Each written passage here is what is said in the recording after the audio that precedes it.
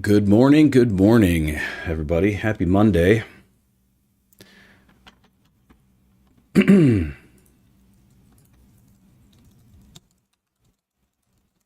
Hopefully everybody can hear me. Good morning. There we go. We got some audio going.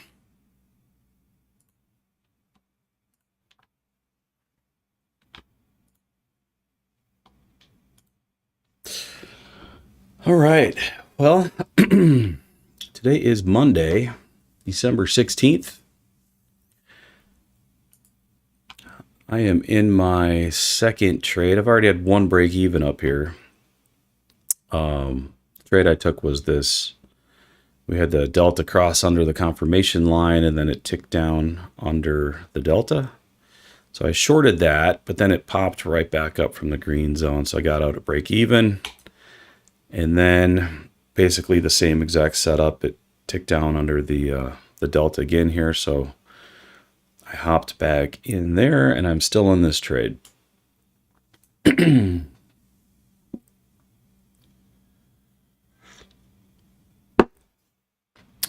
technically the 15 and the 5 are bullish. So I'm going to go ahead and flip those to bullish.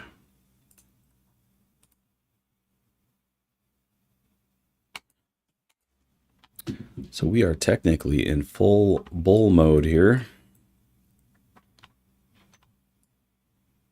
which can change very quickly at the open.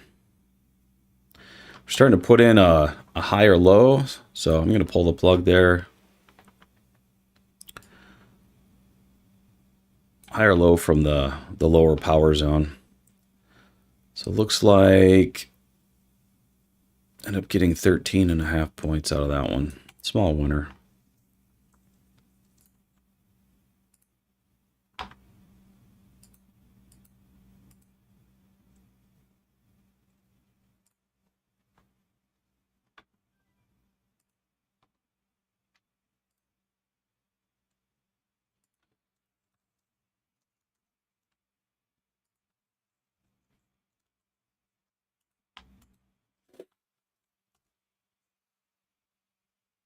And we'll see if it wants to continue to drop here, but I'm going to try to be a little bit more conservative today. I think I was not in sync with things on Friday. I think I was doing a little bit of over trading at the same time. So I think I'm going to have a slightly different approach today. I'm going to try to only trade on the side of the confirmation line. So for example, the confirmation line has a negative slope to it, like we currently have. I'm only going to look for shorts.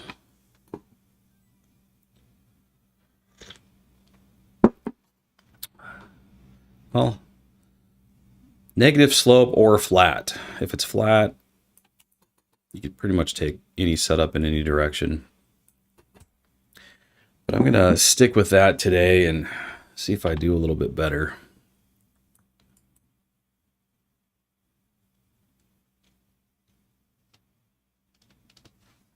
Let's check out the news for today.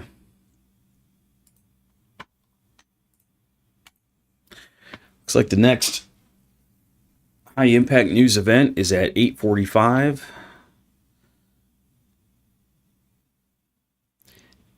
And what else do we have today? Flash manufacturing PMI, flash services PMI. That's pretty much it for today. And then tomorrow, looks like we have CPI at 7:30 Central Time. That's Canadian CPI, so it's probably not going to have much of an impact on US. But for US, we do have core retail sales at 7:30 and retail sales at 7:30. And then after that tomorrow, there really isn't a whole lot on the menu.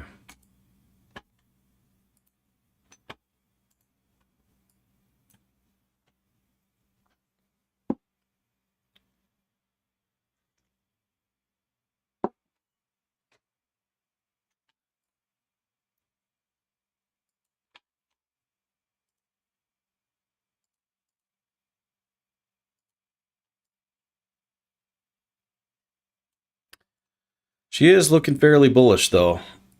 From an EMA perspective, we're above the 200. However, we are below the 50 and the 20 here, so we'll see if she wants to pop back up. But so far, we're bearish on the 1. And it looks like we could start to turn bearish on the 5 if that delta is going to start crossing under. But on the 15 and the hourly, we're definitely bullish.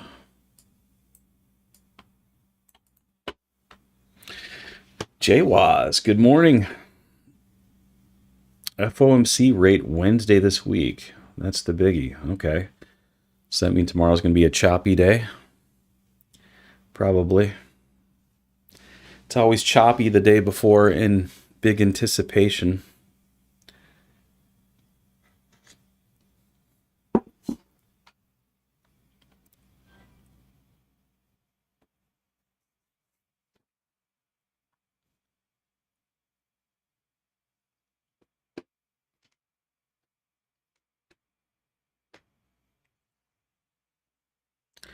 Still looking fairly bearish over here.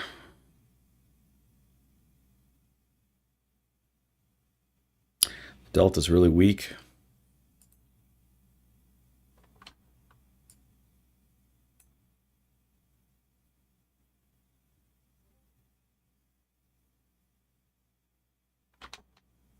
We are putting in a little bit of chop on the delta there.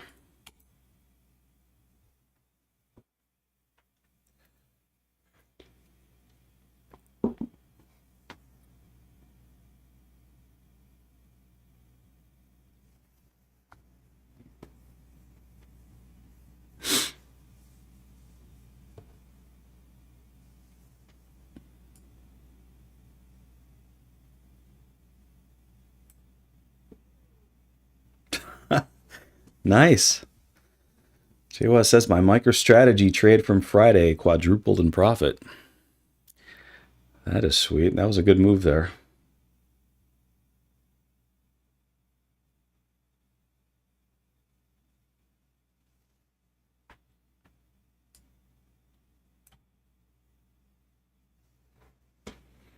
So are you going to be using, what was it? A pair trading indicator? You going to be using that today?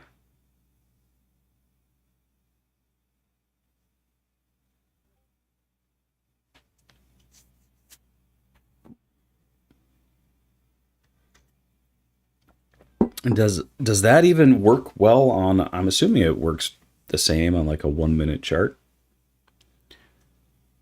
I know James, I think he's more of like a swing trader, right?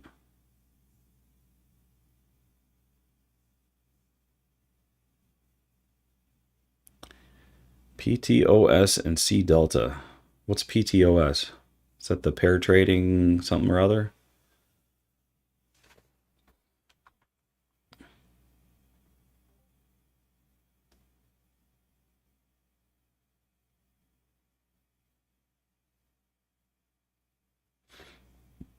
Yeah, I'm interested to see how that goes for you.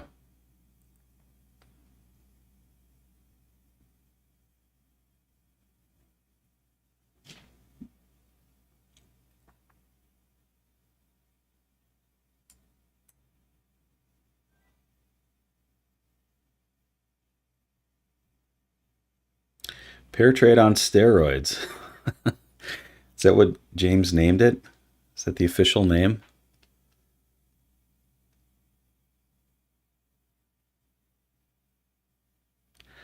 All right, we're getting a tick down here. I'm tempted to take this short.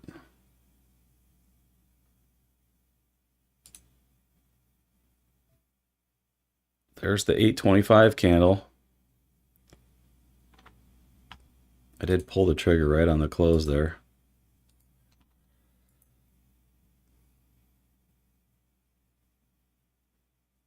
At 889.25.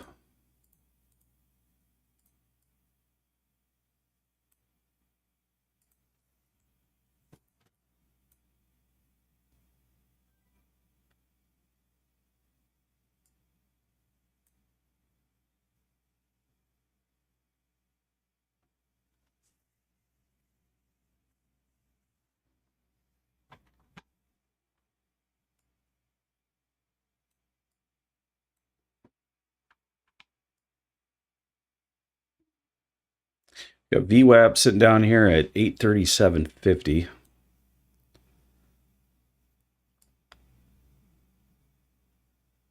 Got to get through the 200 to get there.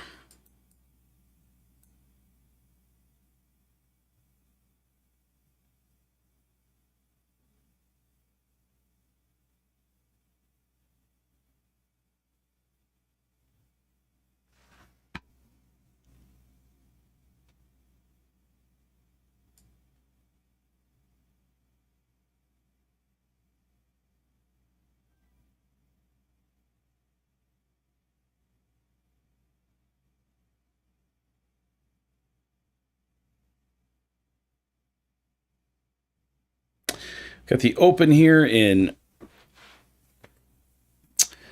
a little over 3 minutes.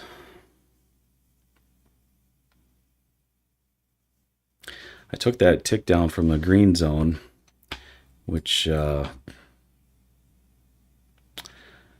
usually I say it's more risky, but I don't know. Lately I've been looking at, I did some back testing over the weekend. I looked at Friday, and even these green zone entries, as long as you're trading in the direction of the delta slope, like the overall delta slope, it usually works out. And so that's what I'm going to try to focus more on today.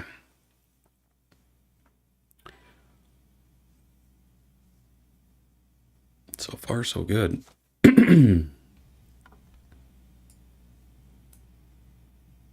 But I also know how they love to just rip it back the other way right at the open. So I don't know if it's looking iffy. I think I might. Yeah, I might. We're starting to get a higher low tick up from that power zone.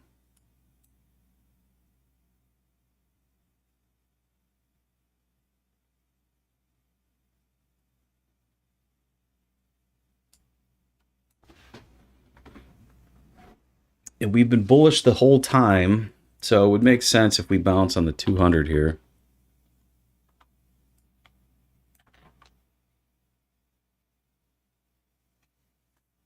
I'll wait for the signal though.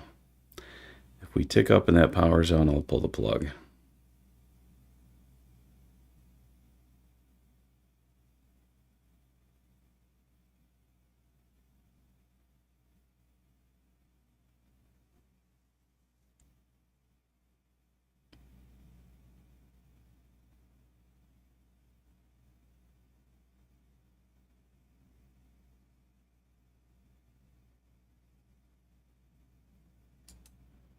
All right, I pulled it.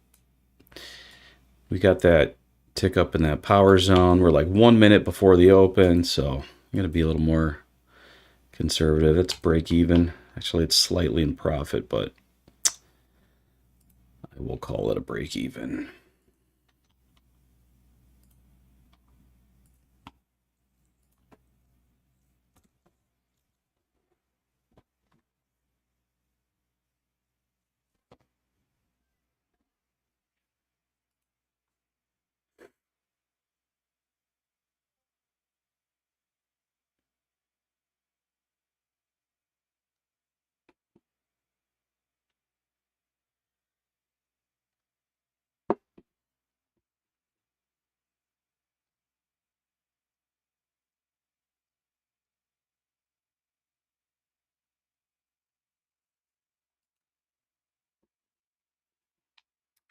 It makes sense that they would do that. Consolidate a little fake out to the bottom, and then push it back up on the 200.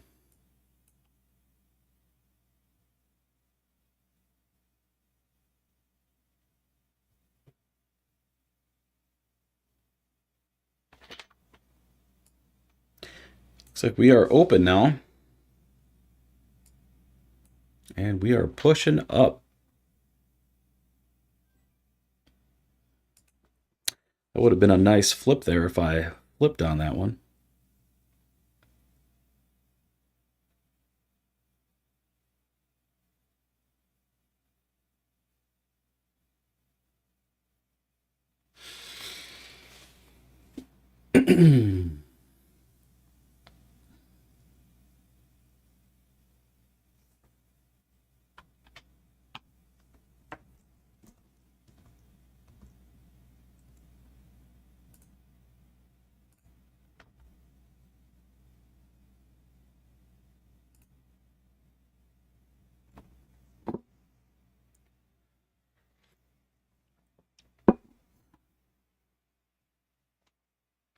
I'm assuming it's a full trading week this week, isn't it?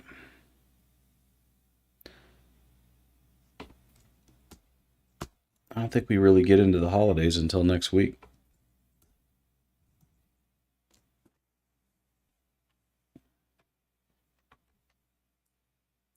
However, it's still probably going to be, I don't know, I would assume it would be somewhat of a low volume week. Maybe I'm totally wrong on that, but I feel like the last few years, right before Christmas, was kind of stagnant.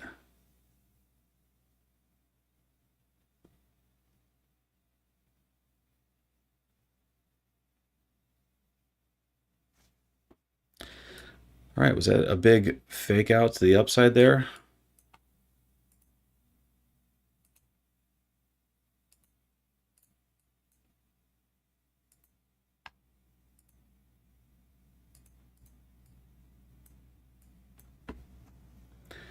Got a little bit of a Browning formation going on.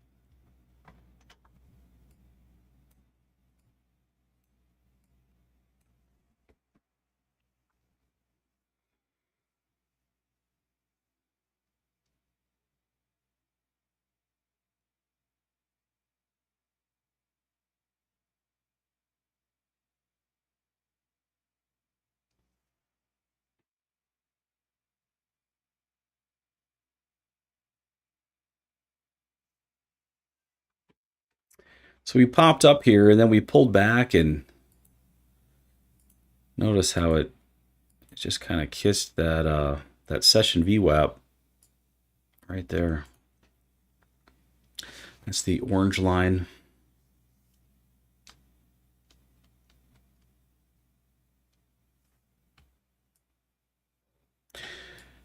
The standard VWAP is way the heck down here at 849.50.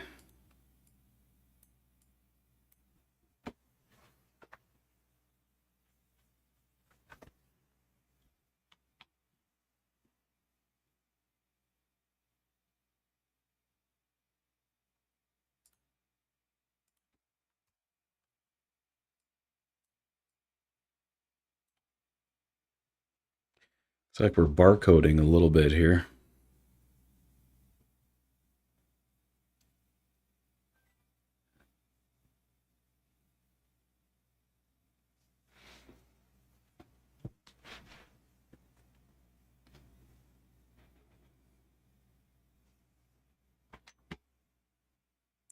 But we are ticking up above that delta, which makes me want to go long here.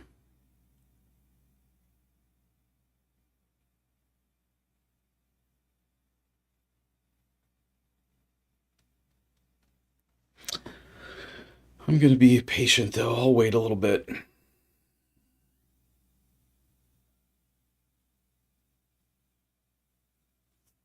Only because I don't like this barcoding action that I'm seeing.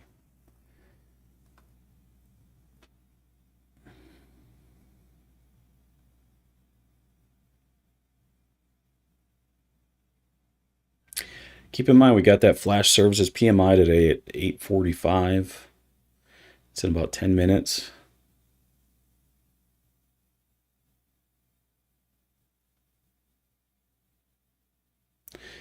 So it would make sense for it to consolidate a little before then.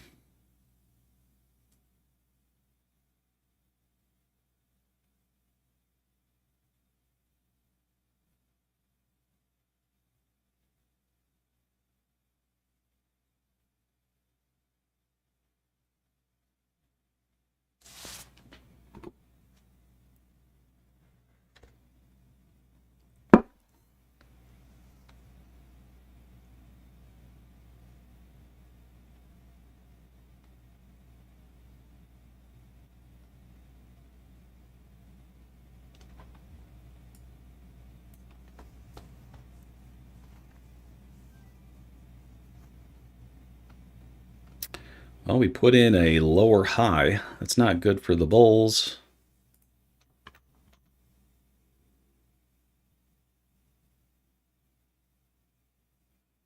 Lower high in the signal.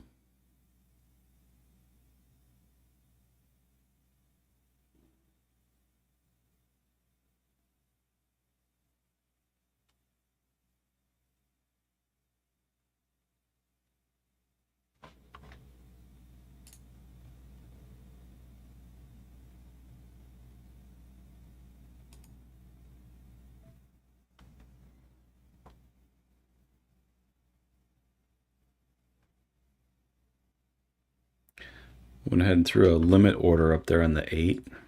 Just got picked up.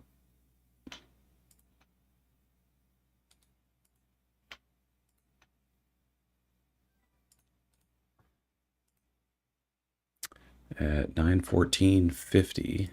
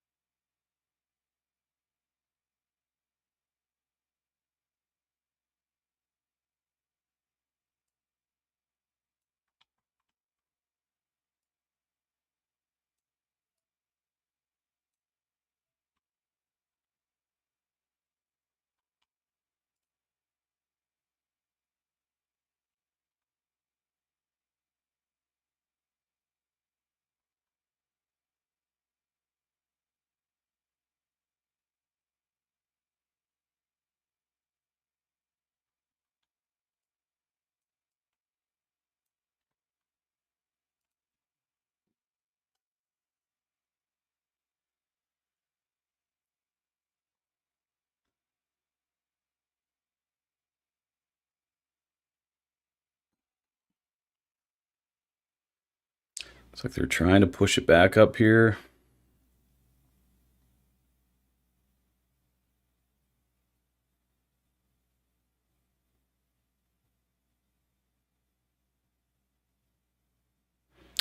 Delta candle's getting pretty thick. Looks like I'm going to have to pull the plug on this one.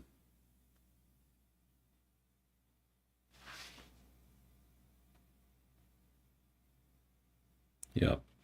It took me out at my full stop. 80 ticks.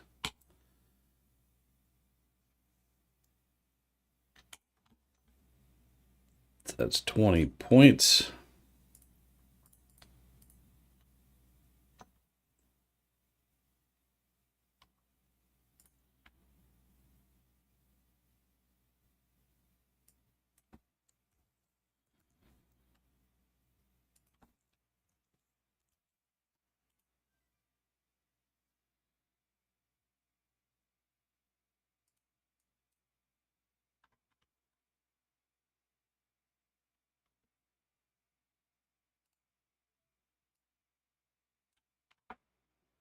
Went ahead and took the long there.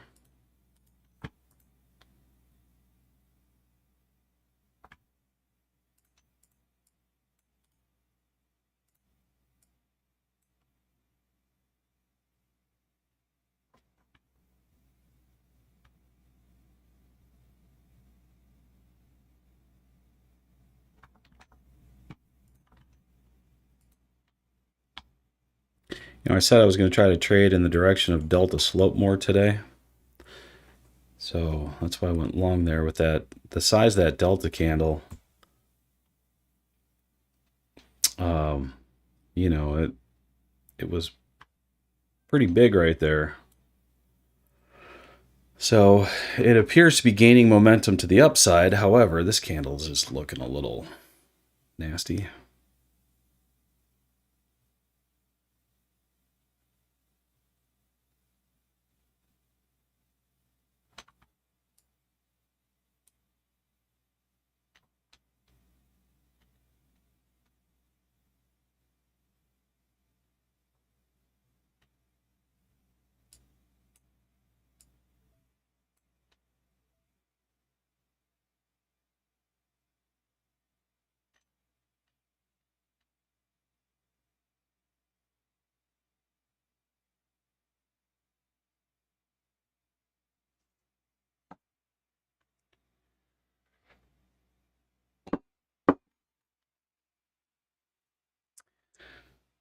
Kind of nasty price action so far.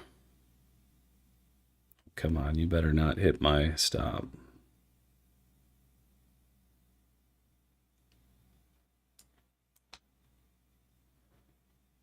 All right, well, I guess that's two. Back to back even. That sucks, man. Oh.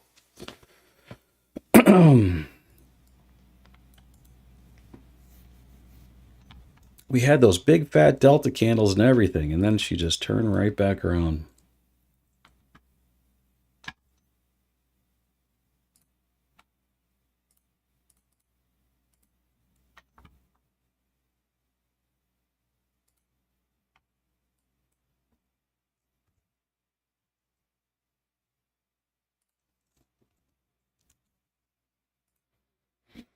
That's all right. We'll get her.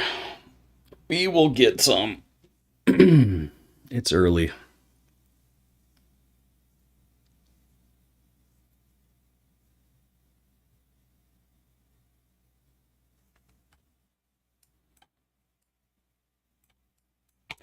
It's also the top of that broadening formation right there. It's always a little riskier to go long on the top of a broadening formation. It's better to go long at the bottom.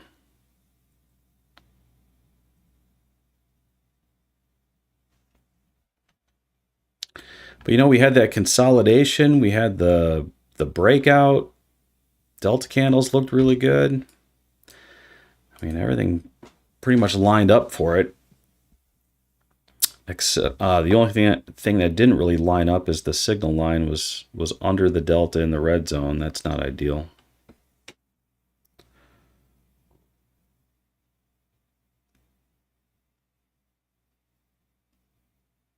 All right, here comes that news. I think that's probably what it was waiting for.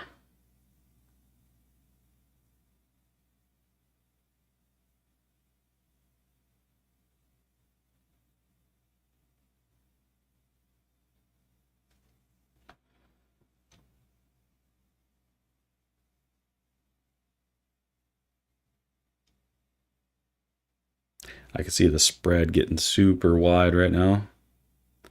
So she's going to do something.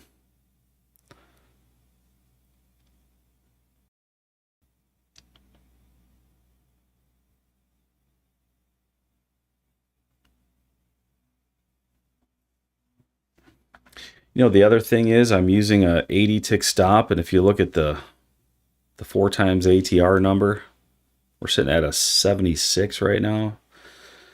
So, you know, if you measure these candles, you know, that one candle there is 128 ticks. So like an 80 tick stop doesn't even cover a single candle. So when you see that, that tells me that I need to increase my stop and size down my position size.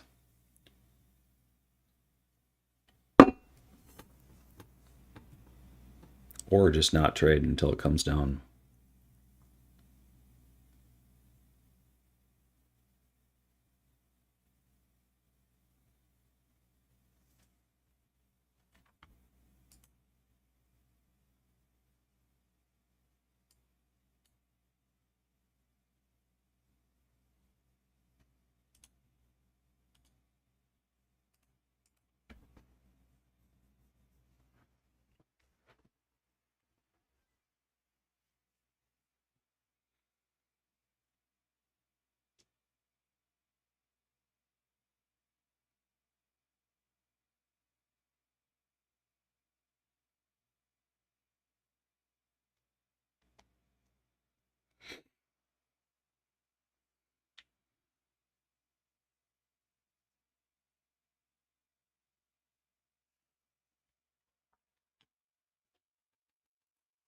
You know, all throughout this area right here, it was using that session VWAP as support. Too many times we wicked down to it and held above it the whole time.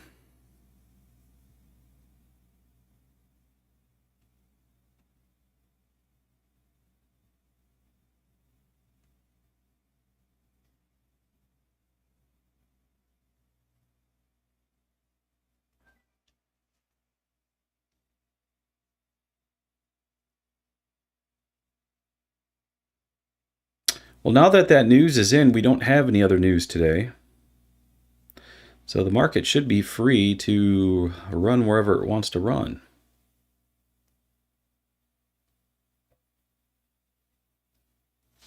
I'm going to go ahead and mark out the 15-minute range too, just so I can see where we're at with that. Here's the 8:30 candle. And the 8:44 candle is here. There's the high. There's the low.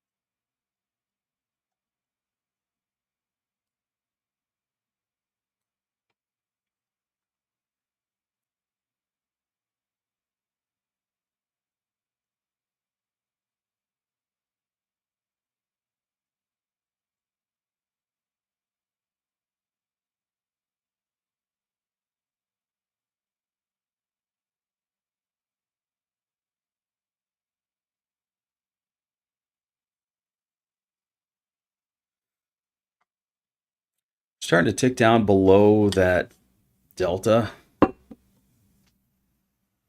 in the red zone. It's usually a pretty good short as long as the delta is weak. However, that delta still looks like it's trying to, like the bulls are trying to perk it back up to the upside.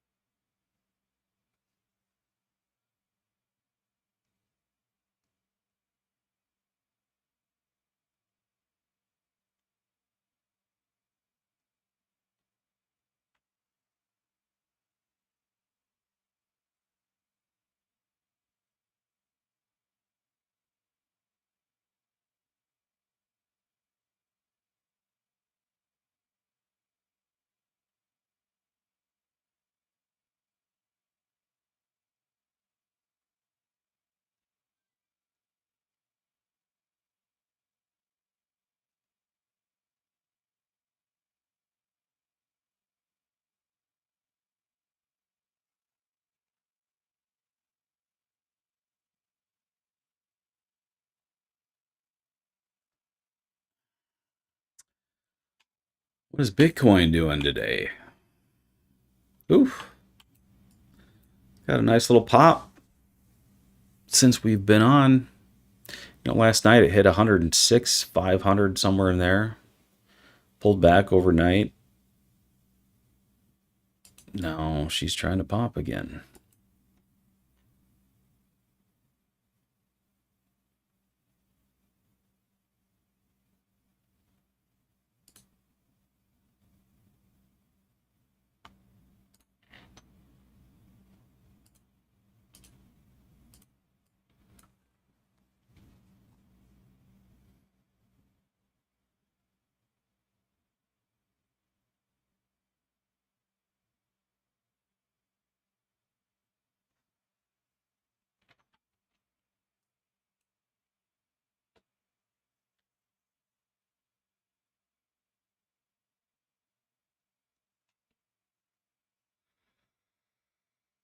Still don't know what to make of NQ so far. It looks like the bulls are trying to run it up, but it also looks very weak at the same time. So we're still stuck inside this 15-minute range.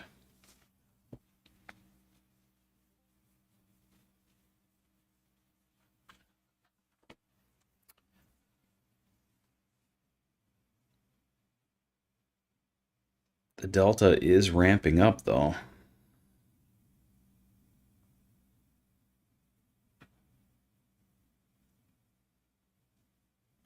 Every time it pulls down, it does get bought up pretty quickly.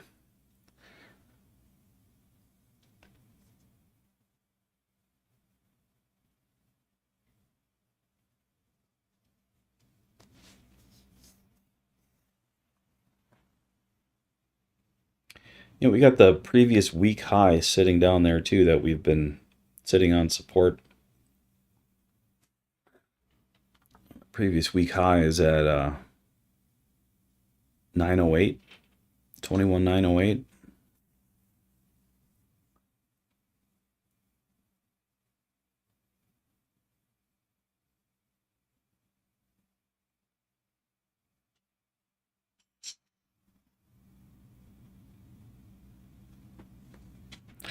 Trying to break outside the top of that 15-minute range now.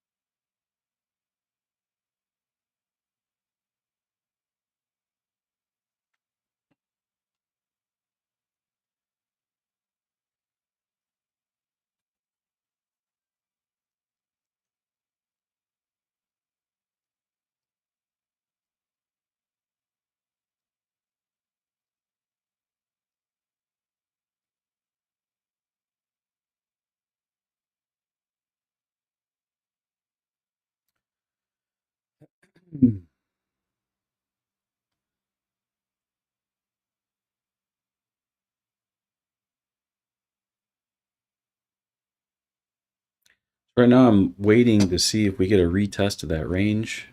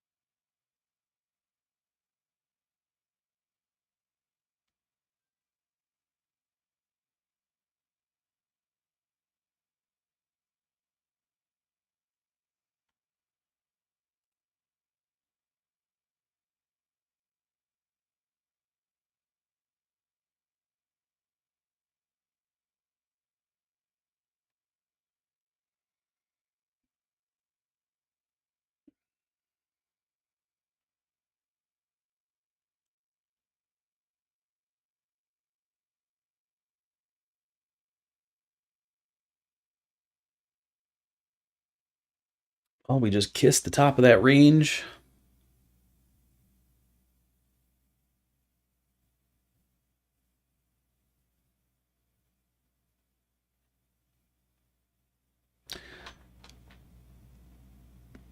I got a limit order sitting down here on the top of this consolidation, so we'll see if I get picked up here.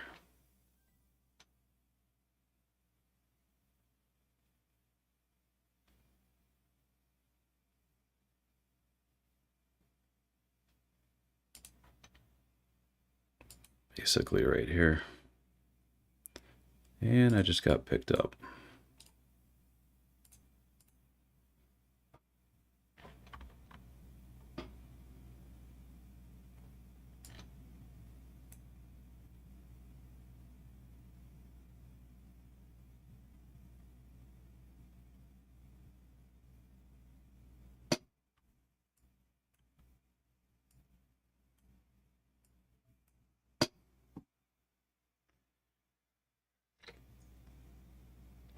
I was looking for more of an extreme entry like that just because the ATR is so high.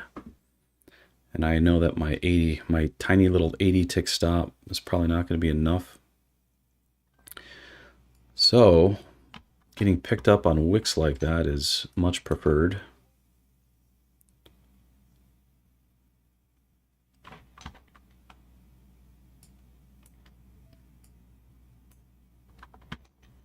So if we can bounce off the top of this 15-minute range, we should continue to the upside.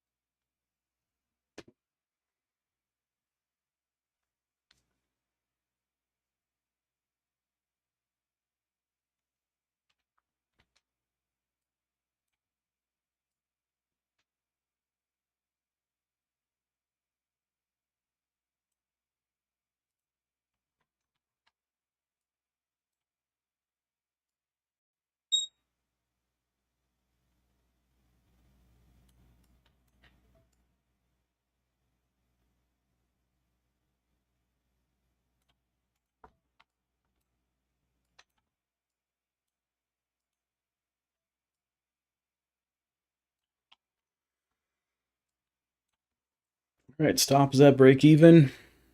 I'm targeting the pivot up there at 22,031. See if we can get that.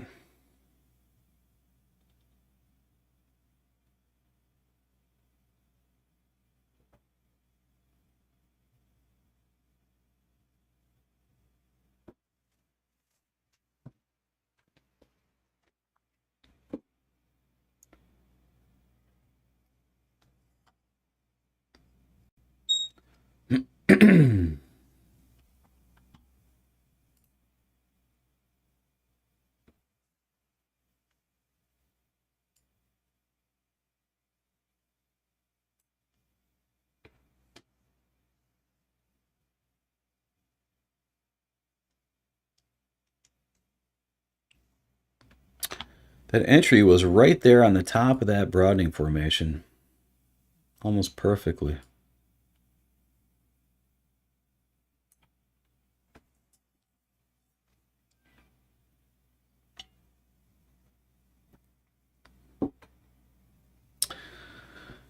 Miyagi, first time on the stream. Just watched a couple of your videos on the weekend and enjoyed your approach to the market. Well, thank you and welcome. Thanks for joining the stream.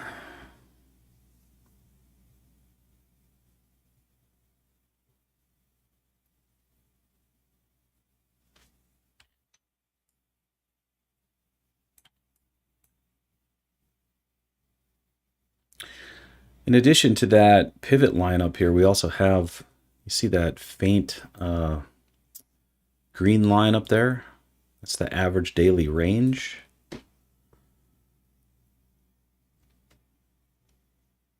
Usually we hit the average daily range line, either one direction or the other, at some point during the day.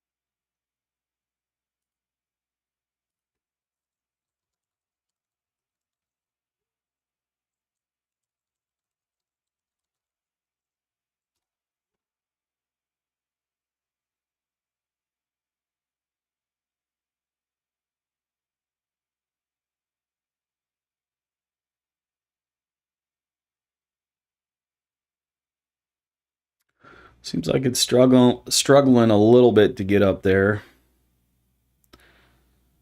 Currently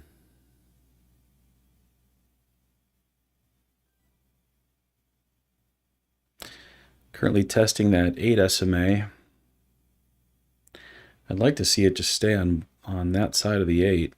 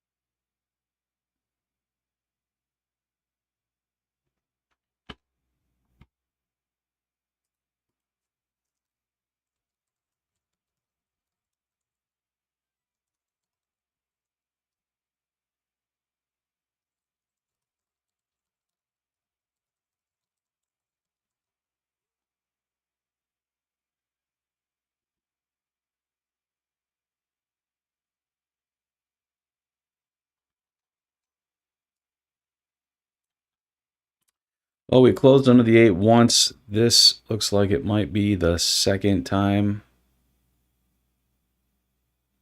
Gonna give it one more shot here. It's got to get up there, otherwise I'm going to pull the plug.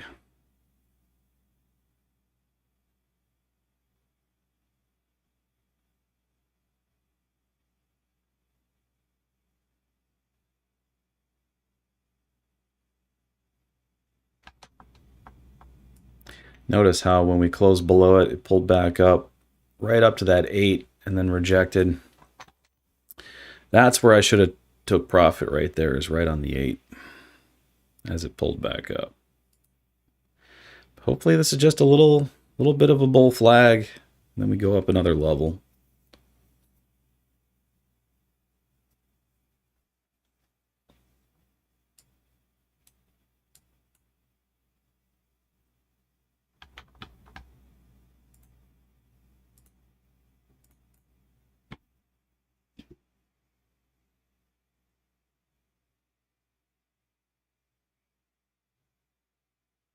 I would assume that's what it's probably going to do, is just flag out a little bit and then break out again.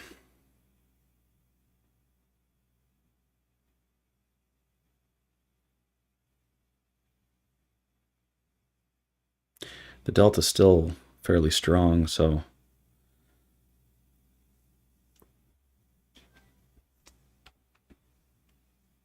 however, we do have a slight negative slope on that delta.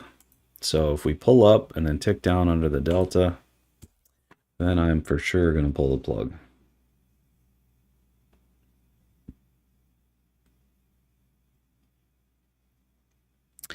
But so far right now, this satisfies the bull flag breakout scenario in the playbook. As long as we get a tick up here.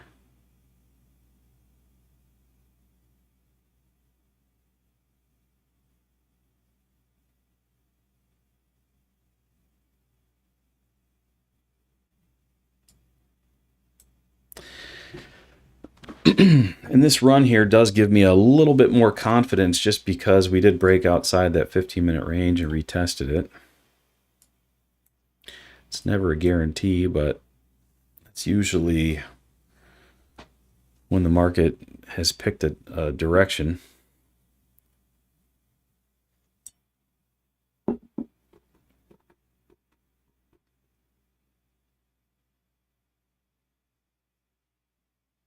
See, every time it pulls down, it gets bought up pretty quickly too.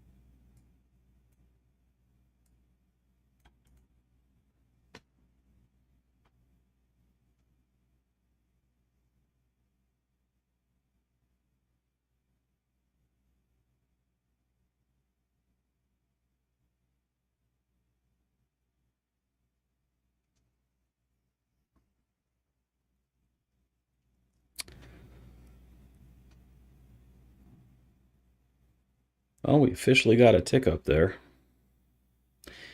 Can she do it? Or is she going to fall apart here?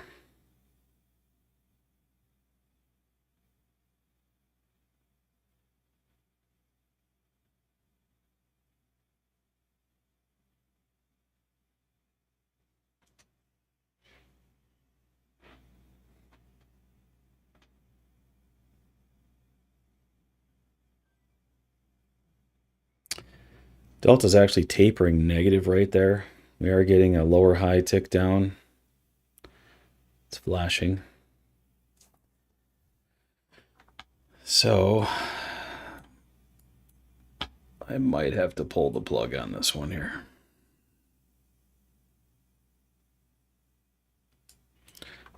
Or I can, other alternative is to trail it.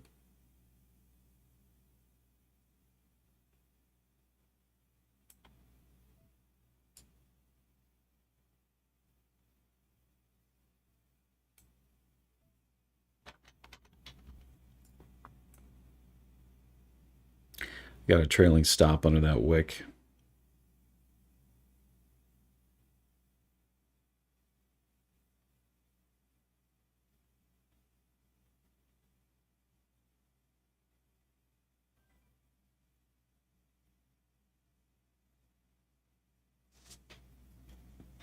That's more of what I want to see.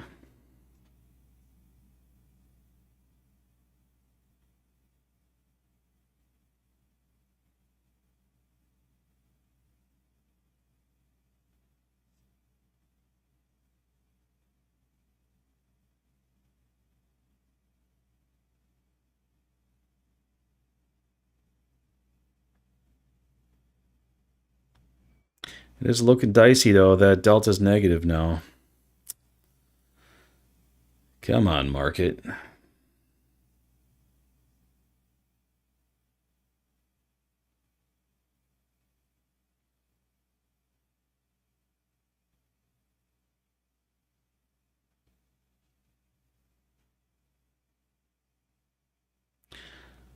Hopefully we use that 20 as support here. Can bounce off that.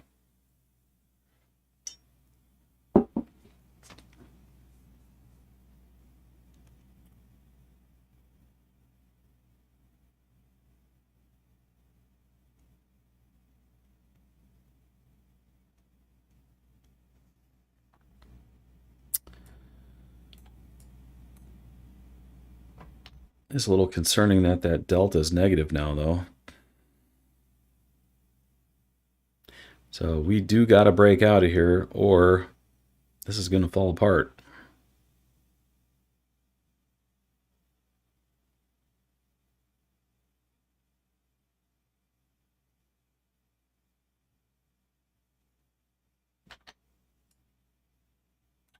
And it just took me out.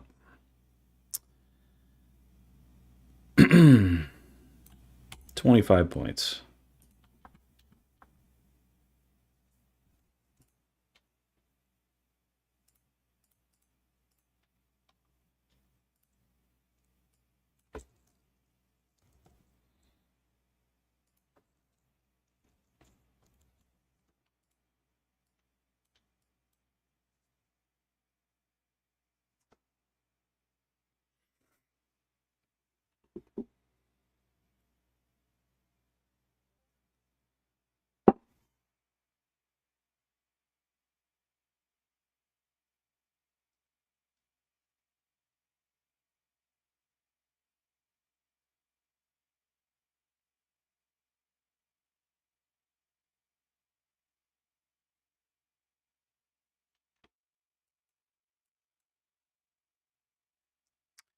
That is a delta squeeze setup. I know some of you are thinking that I should probably be going short here. That's what the cumulative delta is telling me. But the fact that we broke out of the 15-minute range, and that's having me question that. But sometimes I gotta just believe what the cumulative delta is telling me.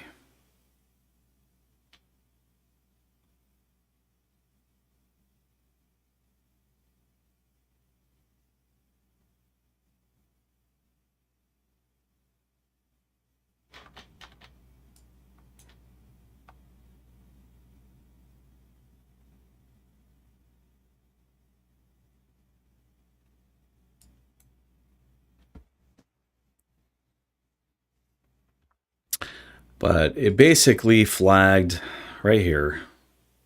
Right here, it not flagged, it flashed a delta squeeze short. So if you're just following the playbook exactly, that's where you would have went short right there. I did not take it though.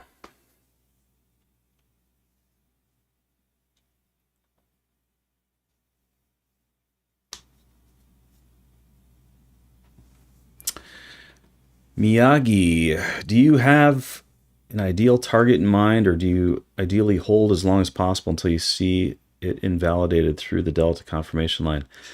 Well, it depends on what the market's doing. If I feel like we're ranging, I usually will just set like a 125 tick target, or I'll target like a swing high or something like that.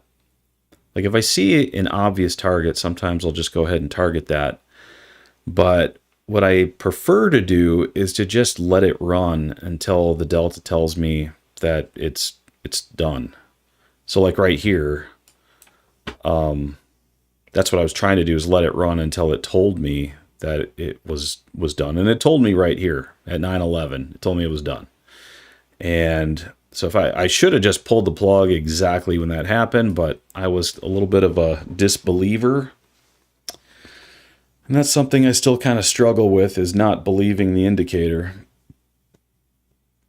when you know, you get other ideas in your mind about what could potentially be happening. And but the nice thing about the cumulative delta is it's usually like, you know, it tells you the truth of what the market is doing. If it tells you that the buyers are gone, the buyers are gone.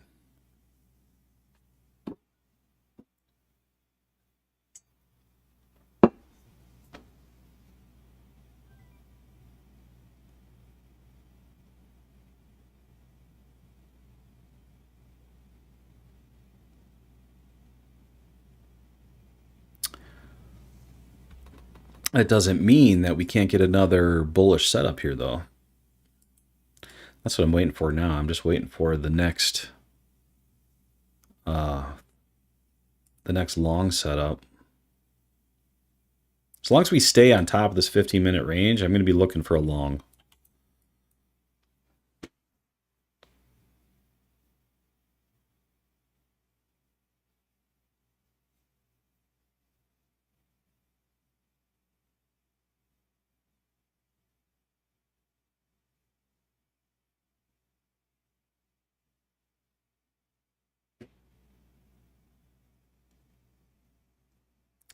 I currently have the 50 EMA right there at the top of that 15-minute range.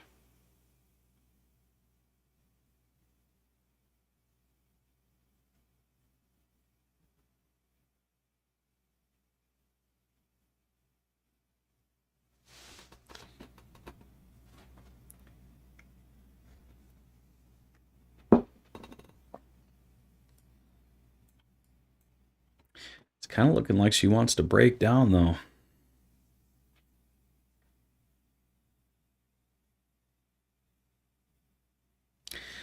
Yeah, G2, not a lot of follow through.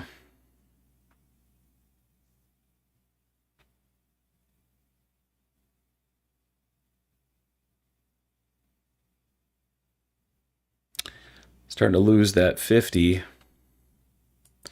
Coming back to the session VWAP there at about 934.75.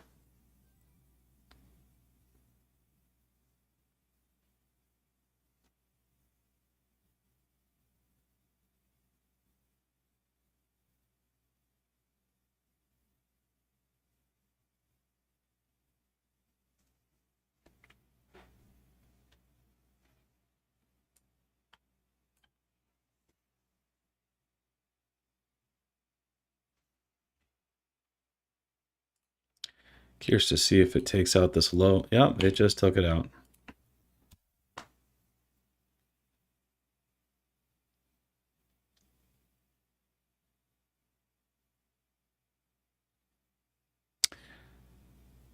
Testing that session VWAP right now.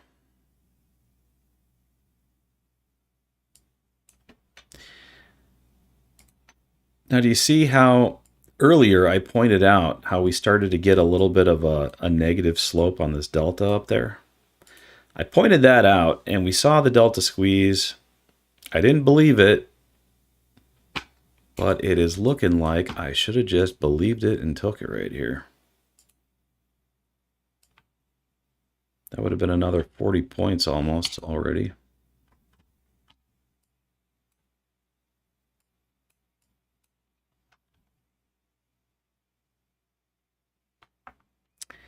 And as this has been playing out, that delta slope has been getting steeper and steeper to the downside.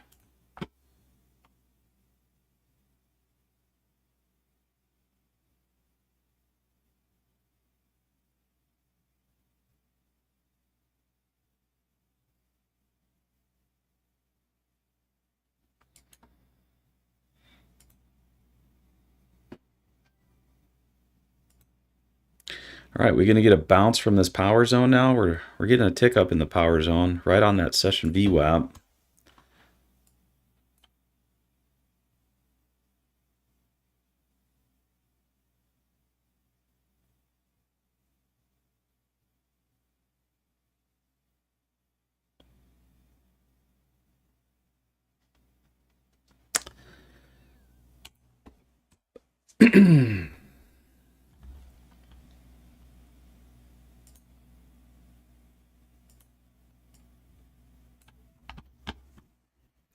Went ahead and took a long here at 948.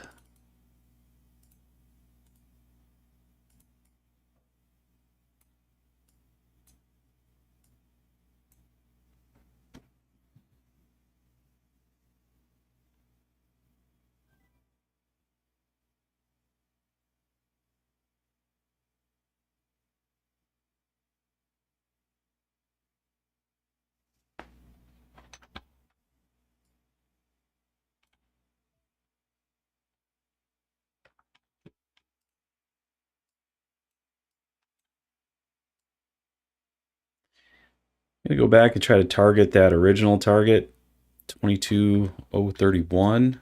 We can get there.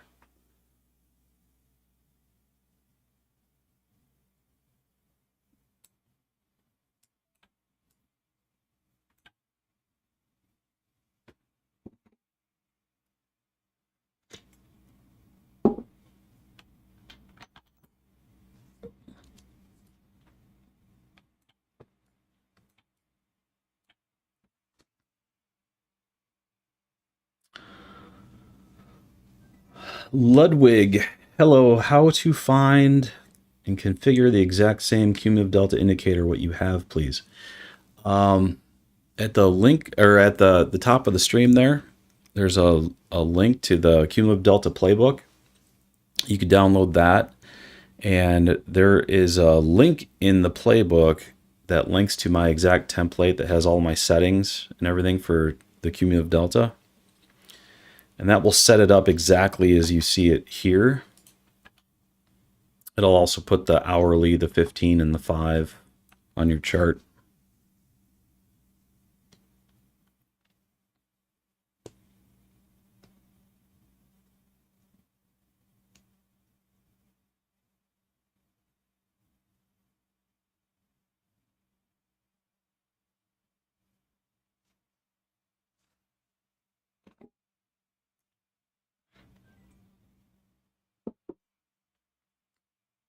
In case anybody's wondering why I took that long,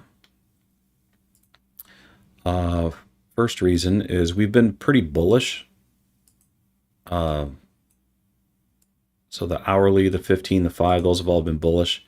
We got this tick up from the power zone, which we all know the power zones are really powerful. That's why they're called power zones. So if you get a power zone tick up that coincides with bullish sentiment, or like here, how we were bouncing on that session VWAP, like if you could find a little bit of confluence to go along with it, it's usually a pretty good long. So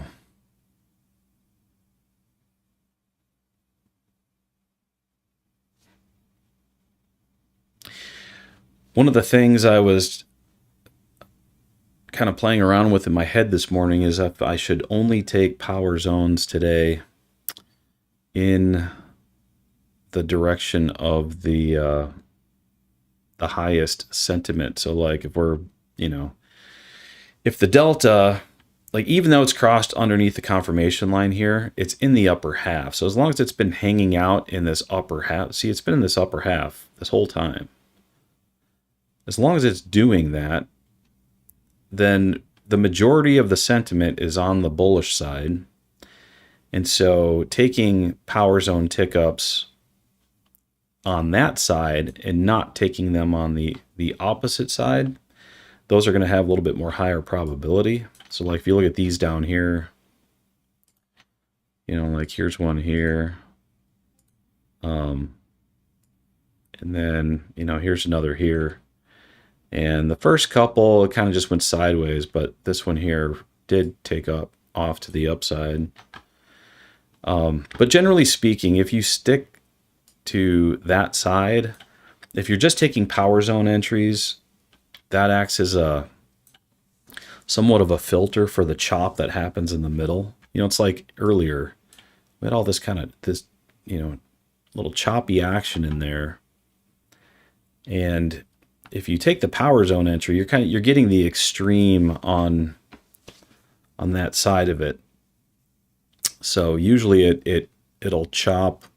If it's going to chop, it's going to chop above your entry and not below your entry if you're taking the power zone.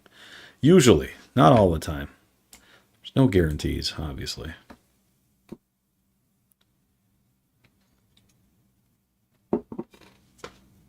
Stealth, good morning. Had to wait all morning for the line to come back to the power zone so I could buy. 30-point winner, done for the day. Sweet. Yeah, you know, if you just, like I was just saying, if you focused on just the power zones on the side that has the most sentiment, you know, if this was all flipped, here, I'll flip this upside down. I'll invert it. So like here, if it looked like this, and this delta is hanging out in the lower half the whole time, your entries should be these power zone entries up here for shorts. So, you know, if you guys want to make it really easy on yourself and try not to jump into every single little setup and just take the ones with the highest probability, I guess those would be it. You know, and if you have somewhat small targets, like if you're only targeting 30 points or so, you should be able to hit those pretty easily every day. Lately, I've been doing a little over trading, trying to catch like every little setup. And you know, when you're in more of a choppy market or ranging market, you can get burned on a lot of those.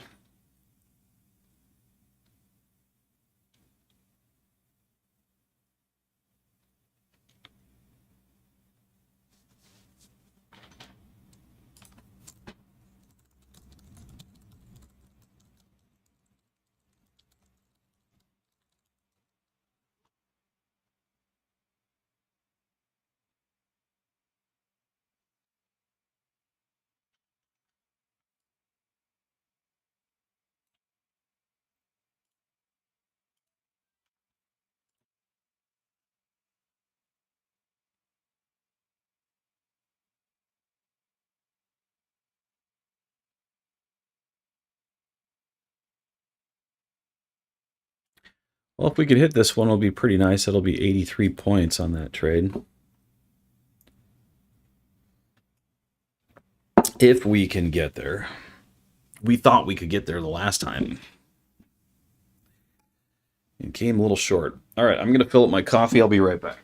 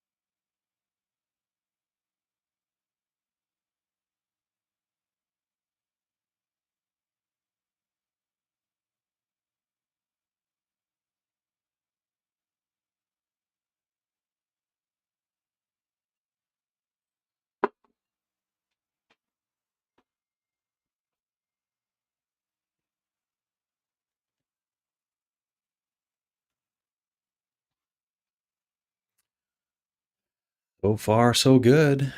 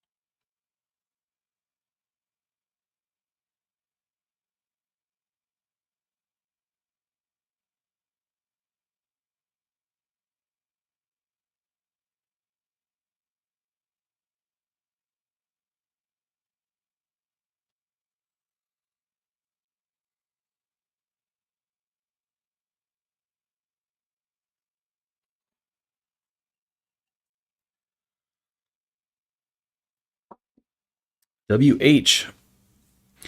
Why do you not close part of your trade when the price goes from one power extreme to the next? Well, if I believed that we were ranging, I totally would. In this particular case, we still use that 15-minute range as support, and that usually sends the price trending in a certain direction.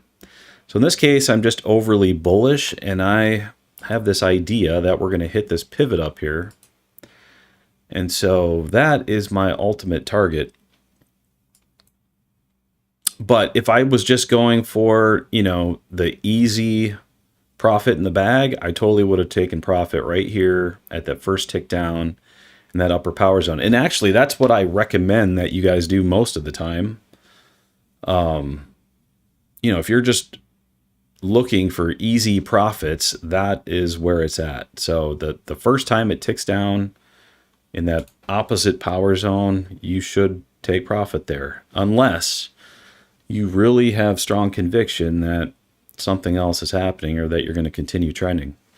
Another thing you can do is, say you want to give it a little bit more wiggle room. The other line in the sand could be the 8.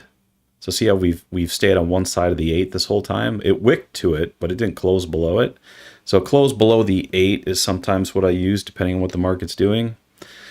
Also, if you look at the exit strategy section of the playbook, it talks about when the signal closes under the delta in a power zone. So that's another line in the sand that usually gives it more wiggle room so that you can get the bigger trades.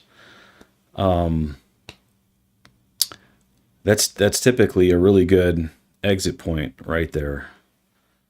So, and a lot of times that's a good entry point in the opposite direction as well. It's detailed as an exit strategy in the playbook. It's not an entry strategy. However, it does work for entries. I'd say probably the majority of the time. So we're getting really close to that average daily range and that pivot line up there.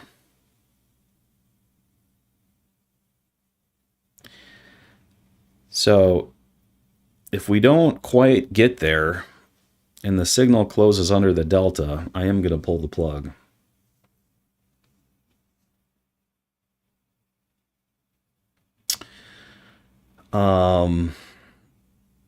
Stealth says the sell-off, the power zone would have worked well. Would have been stopped out on the first, but the second one is a winner. Yep. WH, I always have more than a position size of 1 so that I can take off half at the risk. Once the threshold is met, then I move my stop. Yeah, if you guys are trading like, larger size multiple contracts, it is a good strategy to take off some on that tick down from the opposite power zone, maybe 25%, maybe half. A close below the delta, maybe that's where you completely exit your position. A close under the 8 SMA, you know, close another half. There's so many different ways you can do it.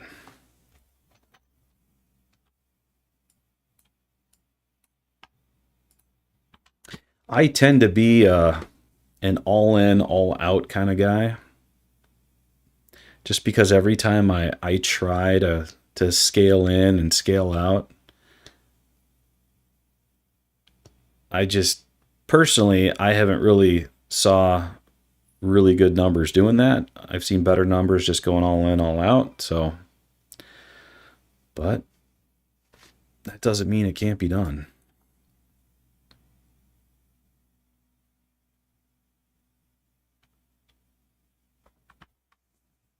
All right, it looks like,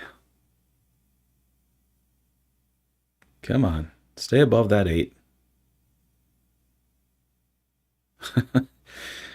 I was about to pull the plug there, but we ended up closing above the 8, so staying in.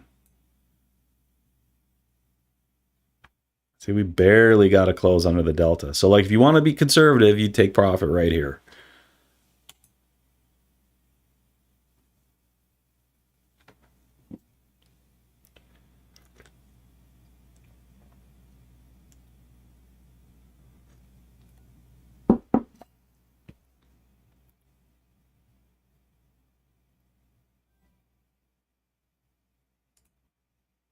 You guys have also probably noticed that I typically am a little bit more aggressive. If I wanted to be totally conservative, I know my last few trading days would have been a lot better, that's for sure.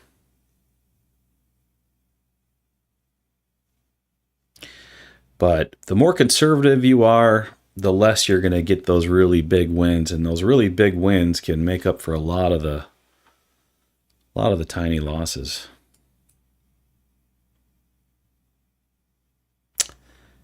Here we see right there, it barely closed under the 8 SMA, but it did close below it. And immediately right after that, it started to sell off. I think a lot of guys must use that 8 SMA.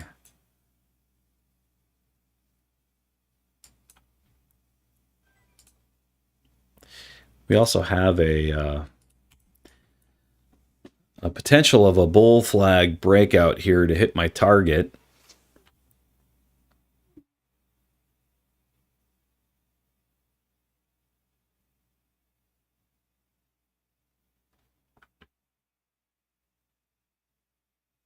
I think I'm going to start I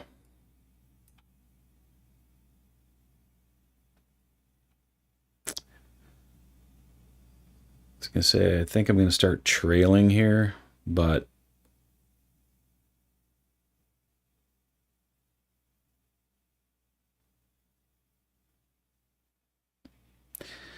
it's sitting right there on that 20. So instead, I think I'm just going to use the 20. See, this is where I kind of change my exit strategy based off of what I see happening. So it could just end up using this 20 as support. If we close under the 20, I guess I'll use that as my line in the sand. Now we got the delta starting to taper negative again.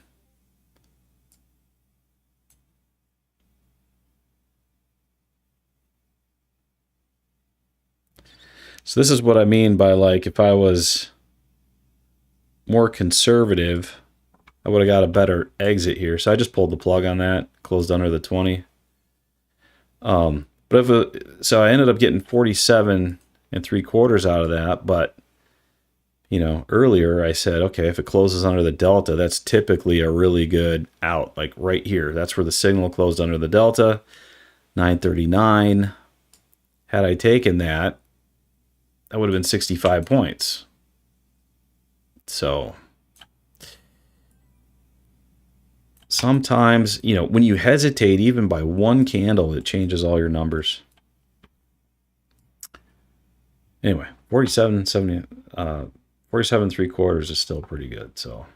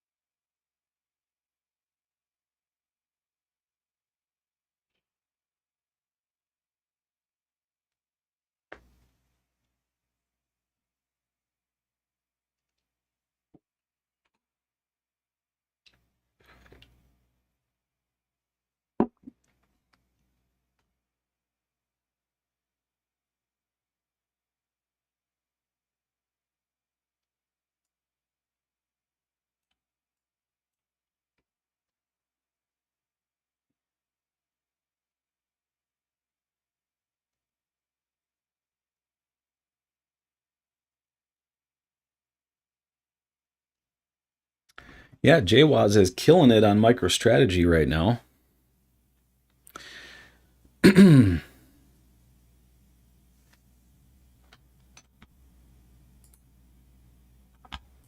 Bitcoin is still running up. Oh, and I don't know if you guys noticed this. Do you see the big circle right here? That is the full moon. So I still am always amazed at how well the moon phases work. I mean, look at full moon and boom, we started pushing to the upside. Our waning moon back here, it was just kind of stagnant, consolidating. So maybe this will be a really good week for crypto.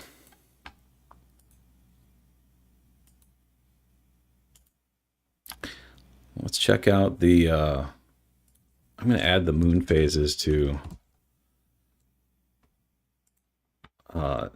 NQ here. I just want to see what it looks like on the hourly.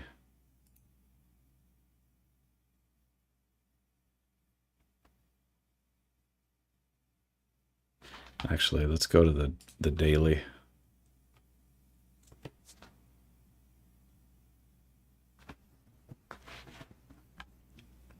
See, these things work pretty good. Full moon goes up, waning moon kind of sideways, full moon up a little bit. Here, it went up during the waning moon, but then we got the full moon here, it really went up, waning moon sideways, and now we just printed the full moon again. So I know it sounds kind of like witchcraft, but man, does it sure seem to work.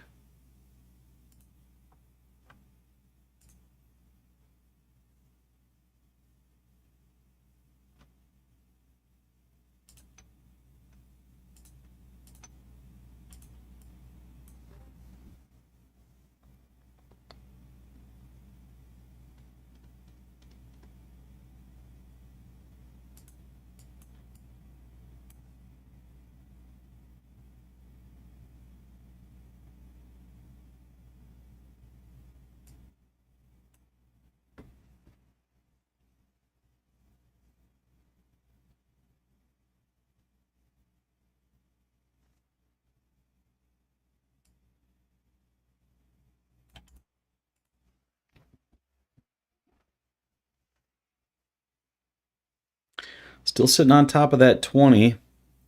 As potential support, potential bull flag breakout here.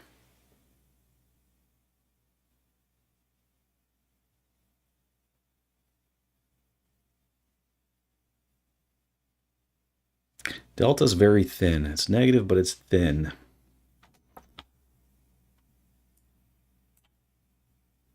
Kind of tempted to jump back in the long here.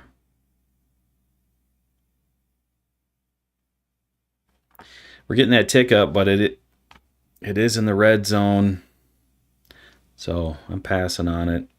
I'm going to wait for a better setup. I mean, it's a mediocre setup, and it doesn't really satisfy the bull flag breakout, because if you look in the playbook, the delta's got to be positive in order for that to be a good setup, and it's not. It's negative right now.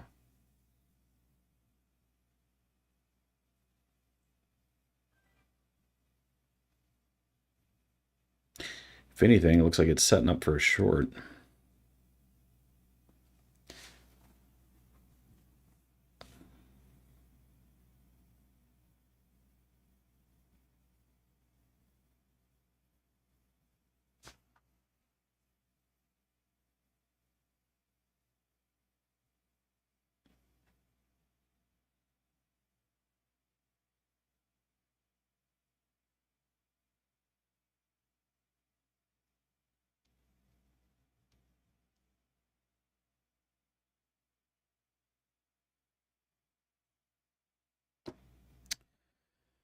Still going to wait for the long.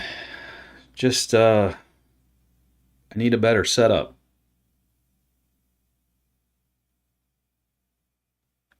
If we could come back down and hit that lower power zone again, that would be nice.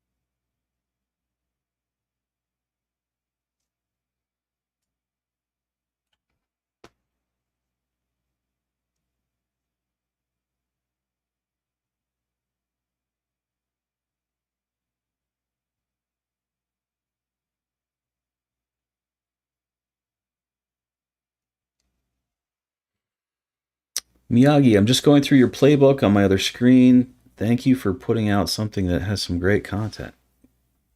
Well, good. Glad you feel that way. I did put a lot of time and effort into that playbook. That's basically a culmination of the last at least 2 years of me trading with this indicator, figuring out what works and what doesn't. And I try to consolidate it all into something that's easy to follow. So, yeah, hopefully that works for you.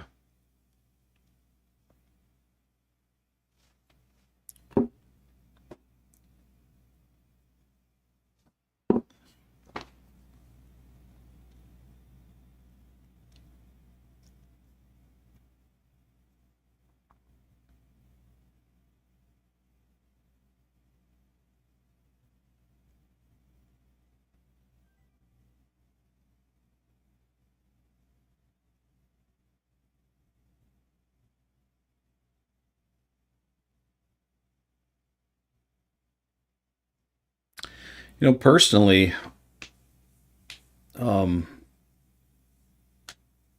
what I find still the most difficult about using this indicator is just believing what it's telling you, or what it's telling me, I should say. A lot of times I get all these other ideas in my head, and I let all of these other factors influence what I do. But if I just dumb it down and make it simple and just follow the rules in the playbook, I would probably do a lot better if that's all I did.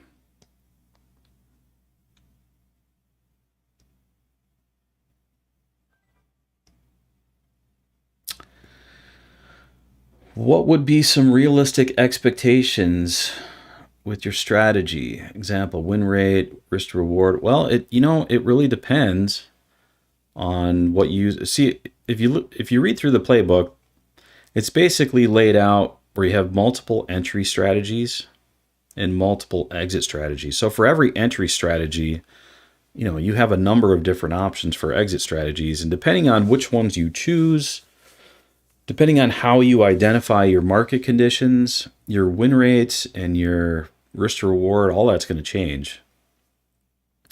So I guess it really depends on how conservative do you want to be versus how aggressive do you want to be. The more aggressive you are, you're going to have more losses. However, as long as you're following a good risk management, your losses can be, more on the smaller side, and your wins will typically more than make up for all your losses. And that's typically how I trade. I'm usually more of an aggressive trader. But if you want to be really conservative and take like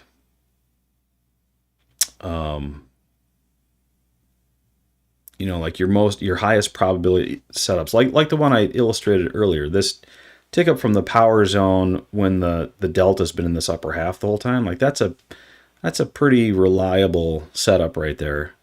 And if that's all you take, your win rate is probably going to be somewhere in the, I don't know, 68+%. But win rate all depends on when you exit. If you stay in the whole time and it comes all the way back and hits your break even, well, that's gonna affect your risk to reward. It's gonna affect your win rate. So you got to know how to take profit too. So, long story short, it's hard to answer that question without, you kind of have to find the entry strategy that works best for you and your mind, your brain, and the exit strategy that also works best for you. If you try to take every single entry setup in the book and every single exit setup in the book, you can do really well, but you have to know those setups inside and out and know how to recognize them quickly. Don't hesitate. You got to time all your entries and exits on the candle closes. That's where the trading timer really helps out. So yeah, it's hard to answer that question. Everyone's individual. Everyone, trades slightly different.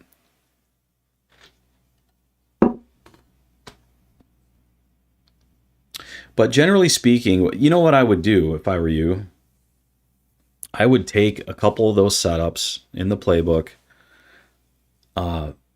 learn how to recognize them very easily, and then go back and backtest like the last 4 weeks, like on whatever chart you want to trade on. Say it's the 1 minute.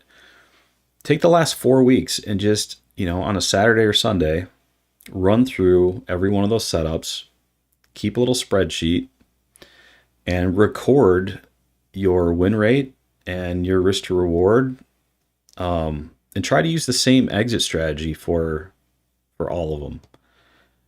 And if you do that, you will get a much better idea of how successful it will be.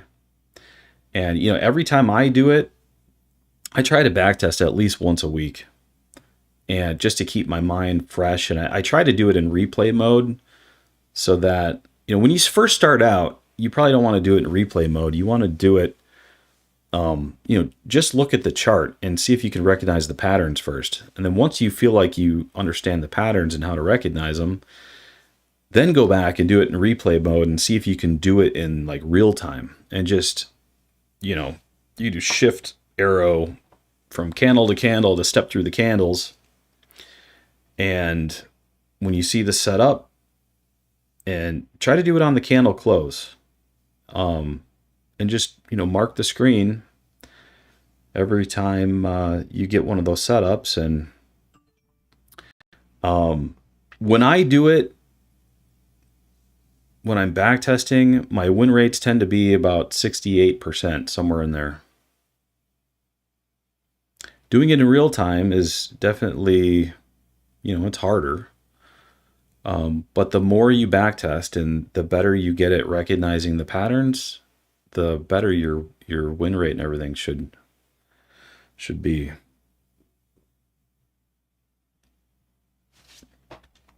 So as I'm sitting here talking, we ended up getting a tick up from the power zone, and I didn't even see that right there. So there's actually an entry right here.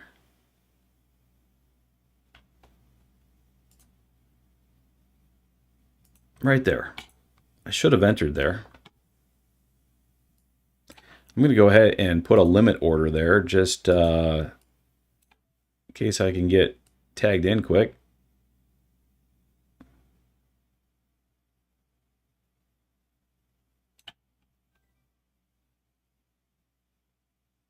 Since it is a valid setup.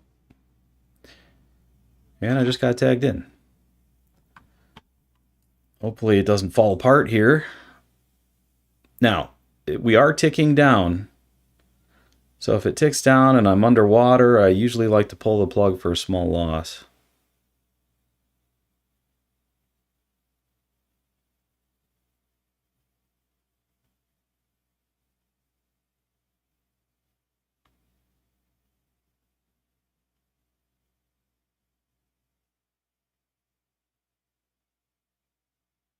It's like right there at my break even. What you gonna do, market? What you gonna do?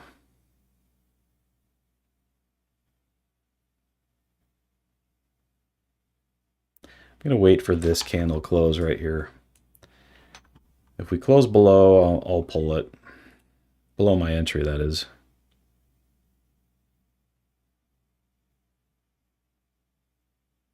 You know, we got the delta candles are negative. It is under the confirmation line. We did tick down right near the midline, not in the red zone, but it was close to the red zone. So if I want to be conservative, I would probably just pull the plug here.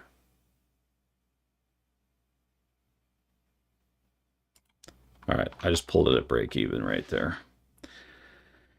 Now she'll pop up on me. There she goes. That's fine. That's it's better to play it safe. You know, we did get that tick down right by that red zone. Delta is under the confirmation line, so we are technically bearish right here. We do have chop on the delta.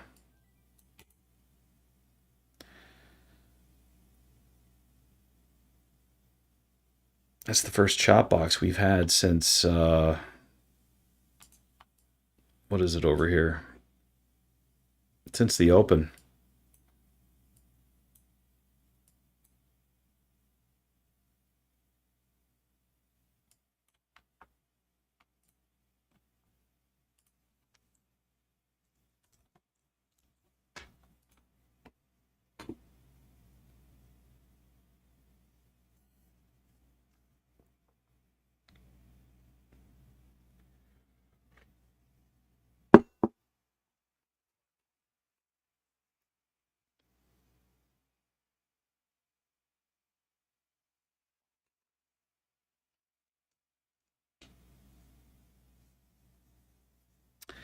Yeah, Miyagi, definitely check out that playbook. Give it a read. You know, it takes some work. It takes practice. It's not something that's going to come right away. You have to learn how to recognize the patterns. But I mean, backtesting is definitely essential. That is something you have to do. If you don't do it, when you try to do it live, you're just going to be lost. You know, backtesting gives you that confidence in, you know, recognizing the patterns, seeing them play out.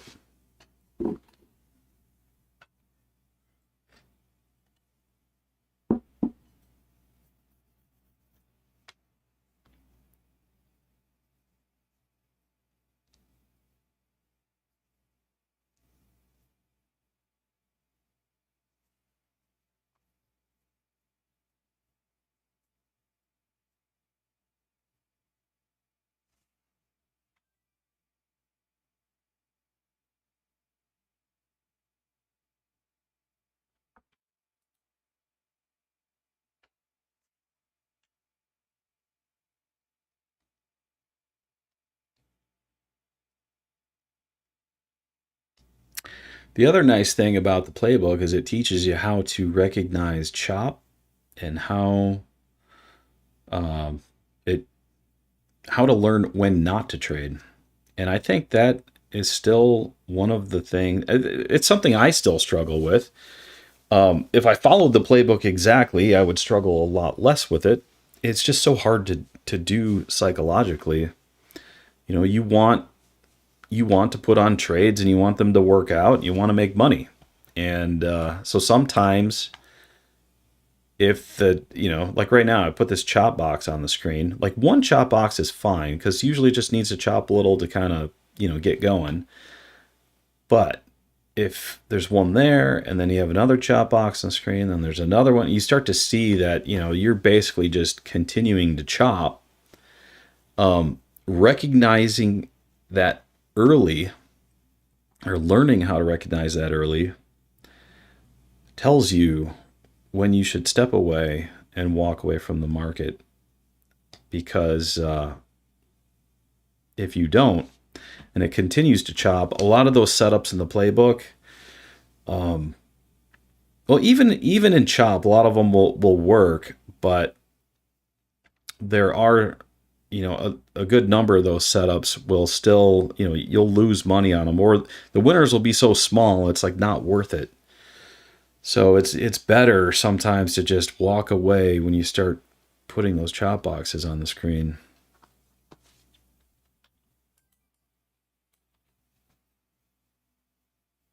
And that's something that I think is lacking in a lot of like other people's strategies. And that they teach you the setups when the market is ideal. Like if you're using a trending strategy and the market's trending, then it's great.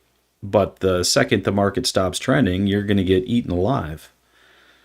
And a lot of other strategies don't really teach you how to recognize that and how to walk away. So when you go through the playbook, the first thing it tries to teach you is how to recognize what market condition you're in. And once you can identify the market condition, then you should choose your entry strategy based off of the market condition. So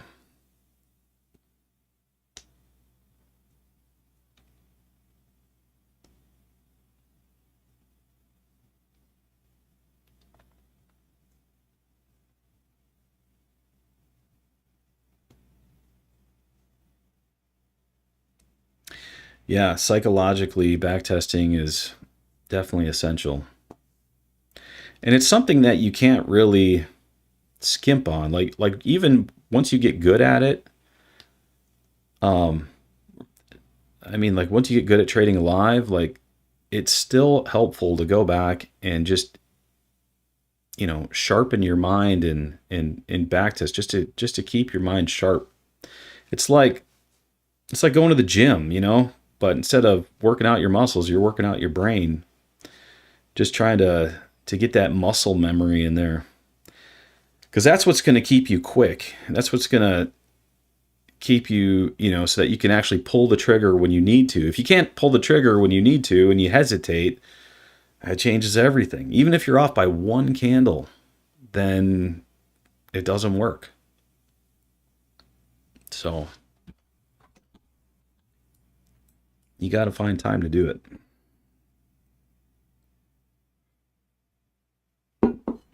Well, we eventually made it to my original target, guys.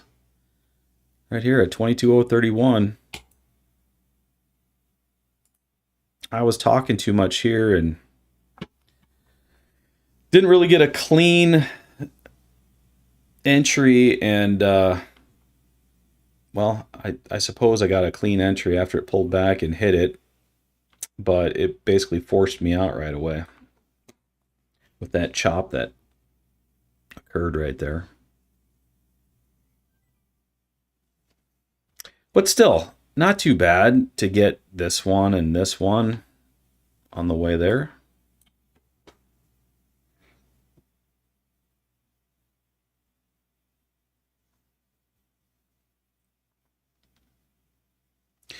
Now that we've hit the target, though, now I'm curious if this is where we start chopping. We already have one chop box on the screen, so if we get another, I'm just going to go ahead and follow my advice, follow the playbook's advice, and I'm going to walk away.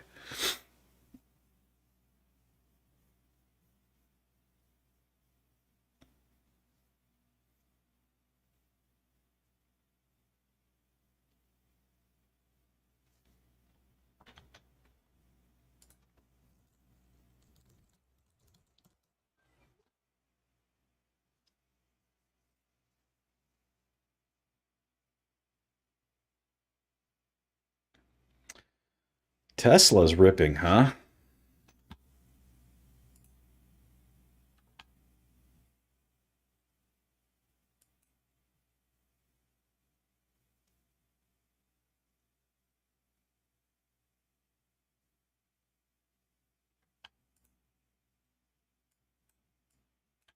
Yeah, Tesla's looking good. 453. I tried to get my dad to buy Tesla when it was down here at 150 bucks. Down here. My dad also follows James from Invest Answers.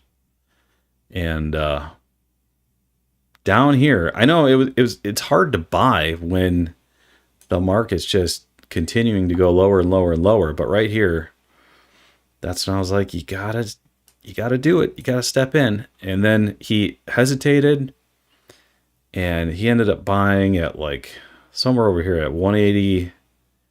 So he's still got a good price. He's in somewhere here in the 180s.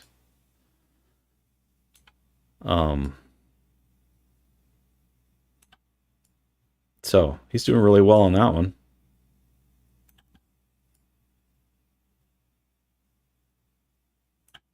$453 now.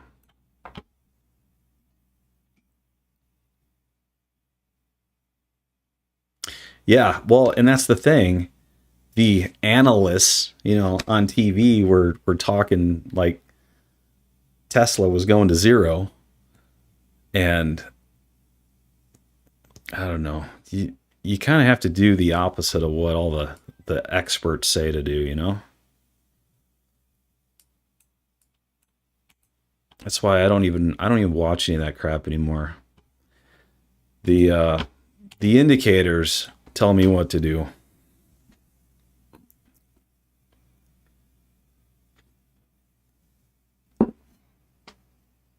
That's why I don't predict. I just react.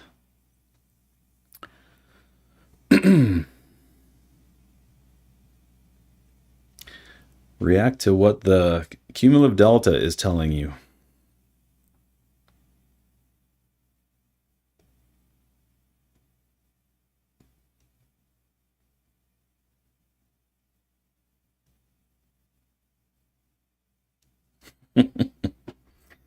Yeah.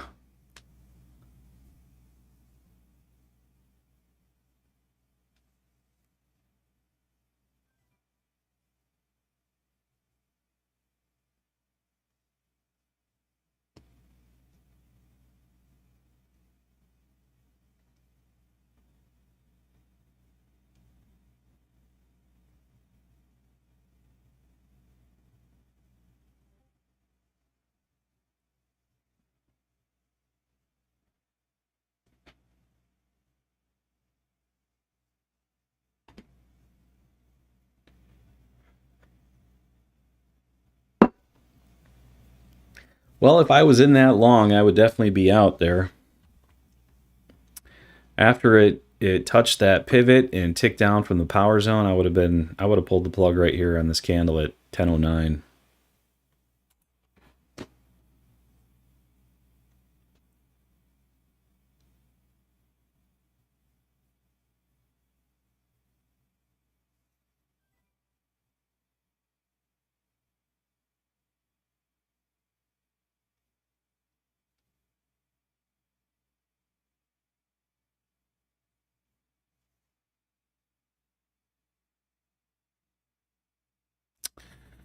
Sarif, Badshaw, did NQ hit 22,000? Yes, it did. It hit 22,036.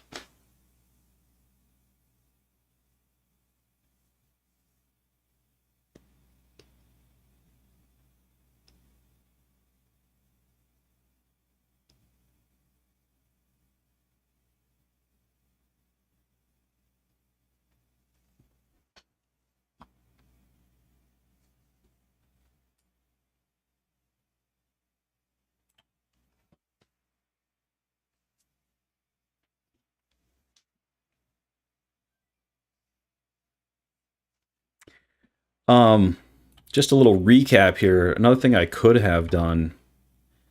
So you know how I pulled the plug on this one after it ticked down by the midline? Right after that, we got this higher low on the signal. I don't like buying big candles like that because it always likes to revert back. So what I could have done is wait for that higher low signal, and then right after that, put a limit order on the 8. And had I done that, you know, those typically end up being wicks like this. That's why I love entering on the 8 SMA. And that would have been your entry here at 2203. And yeah, looks like if my target was 125 ticks, 31.25 points, that would have hit almost perfectly.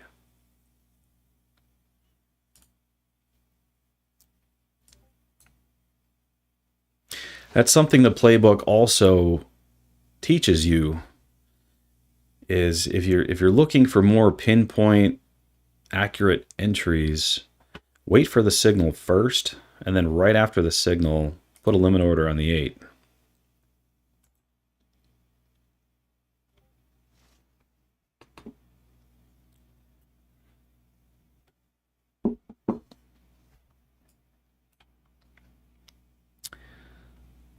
Starting to see that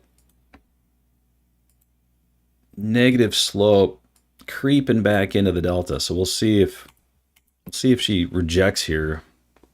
Delta's also starting to flash negative. But at the same time, we got to keep an eye on this as a potential bull flag breakout.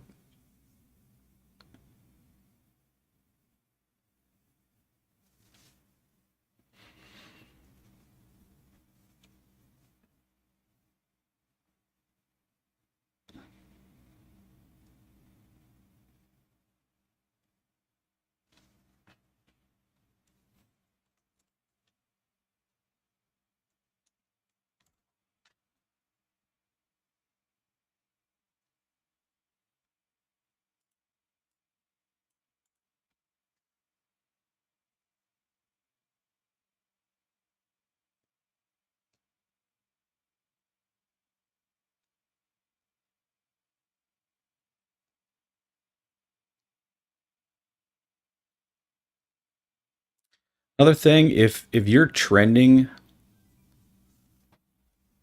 like we have been, and as long as this delta stays in this upper power zone, even though, like Ludwig, I see you saying the RSI is way overbought.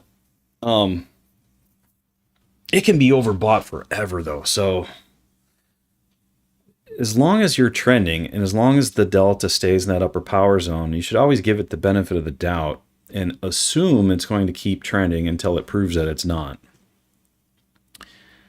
And so, you know, as long as the bullish entries keep presenting themselves, you should just keep taking them until they start to fail.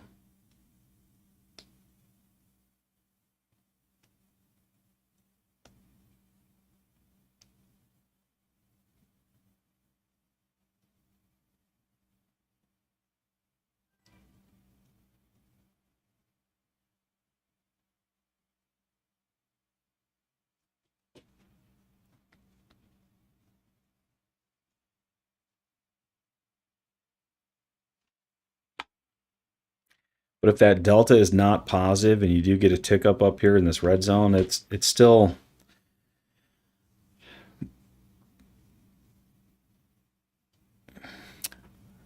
somewhat risky of a setup. That would fall under the bull flag breakout setup in the playbook, but if you don't have a strong delta, it's kind of risky.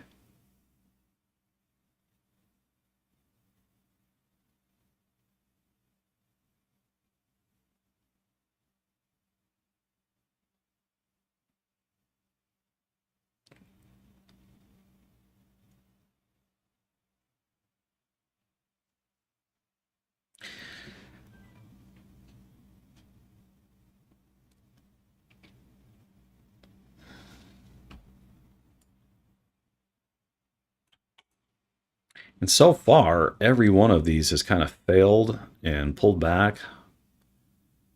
So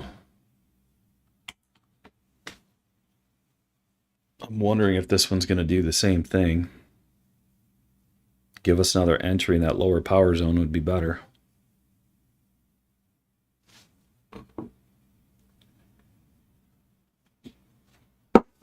All right, guys, be right back.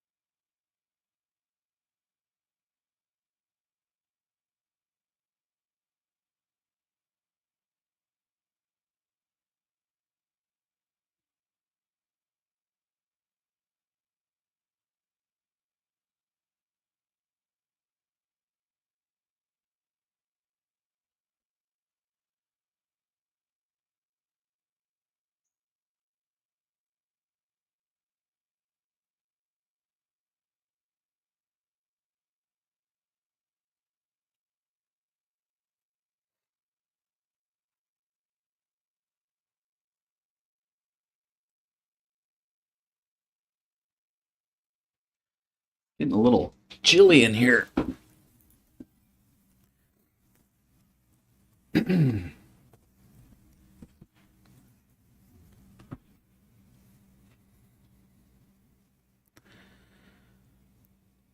Well, looks like we did get a bull flag breakout there, didn't we?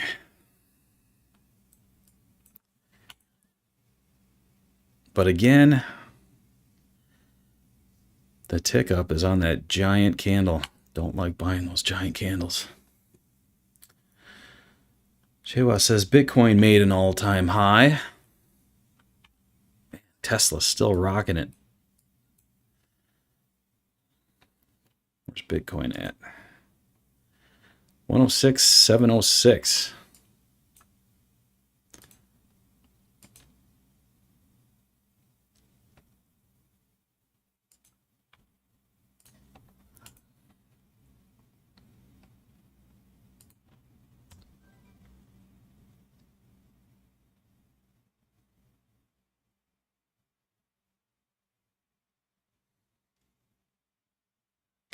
Got a little bit of bearish divergence printing on the screen now.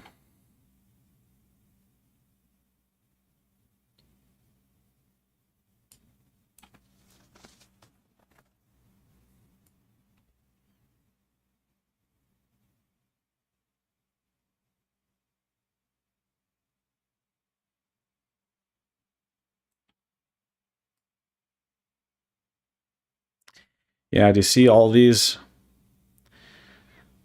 Miyagi just commented on the pullbacks and how they're not deep enough. Notice how this one's kind of deep. This one's a little shallower, a little shallower. So as the day is going on, they're getting shallower and shallower. That's pretty typical.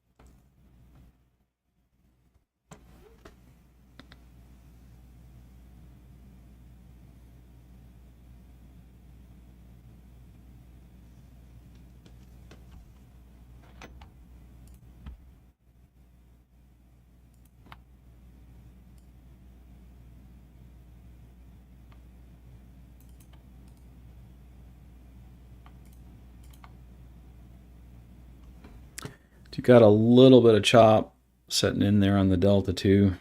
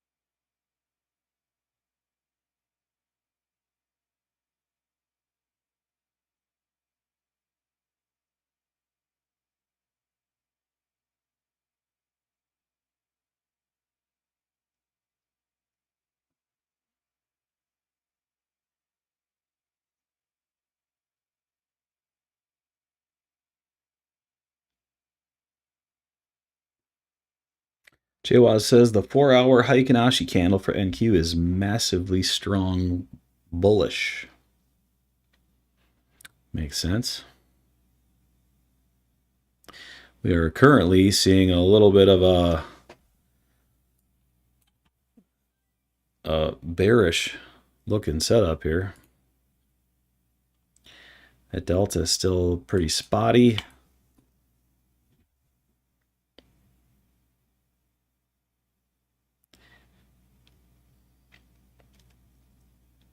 So it would appear that we're going to have a little bit of a pullback here.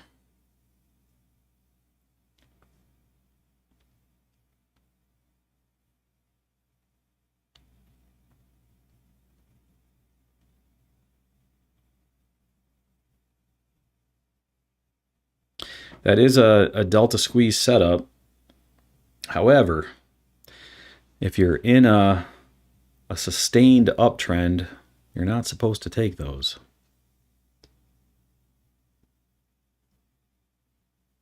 And at this point, I think you would probably call this a sustained uptrend.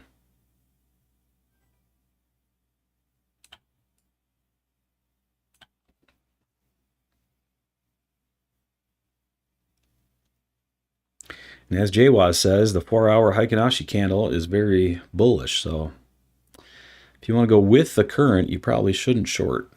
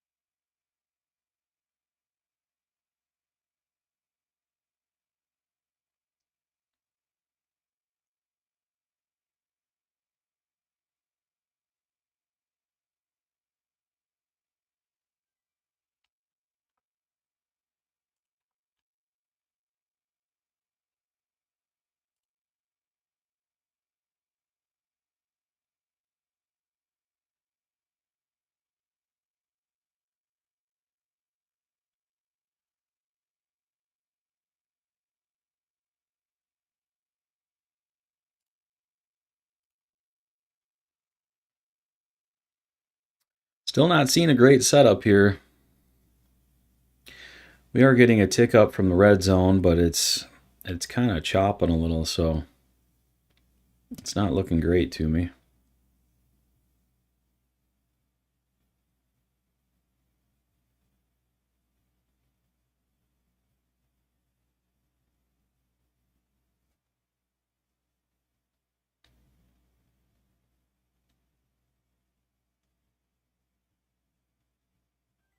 Start to put in another lower high on the signal. Delta's turning negative.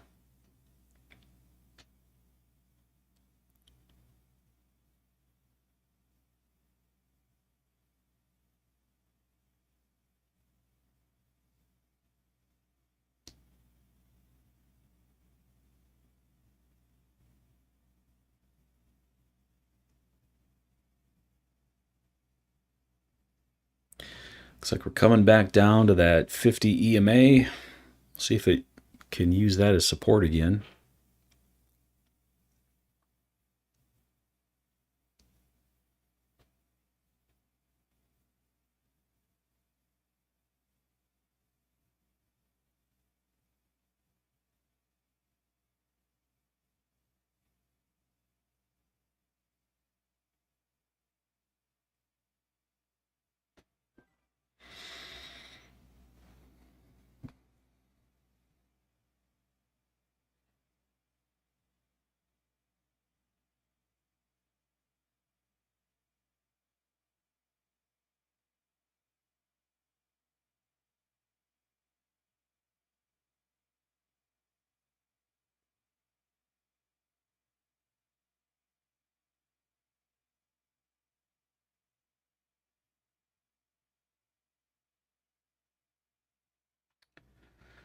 Got a little bit of a hammer candle on that 50.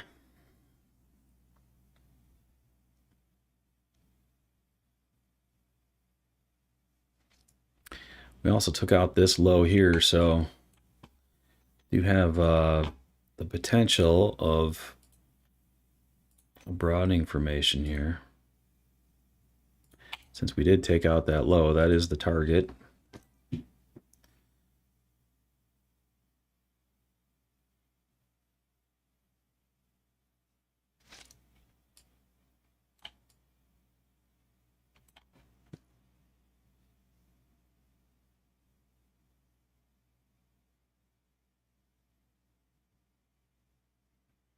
So if we get a buy signal here in that lower power zone, hopefully we can shoot back up and take out that high.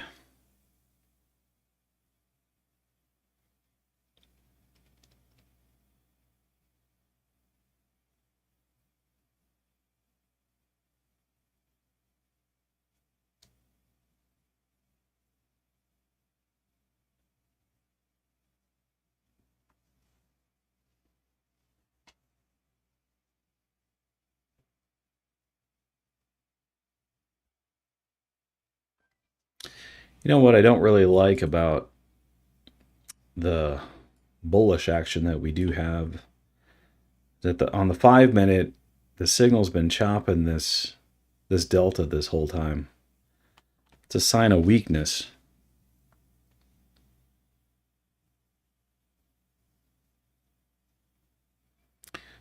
So we could potentially be coming to the end of the trend.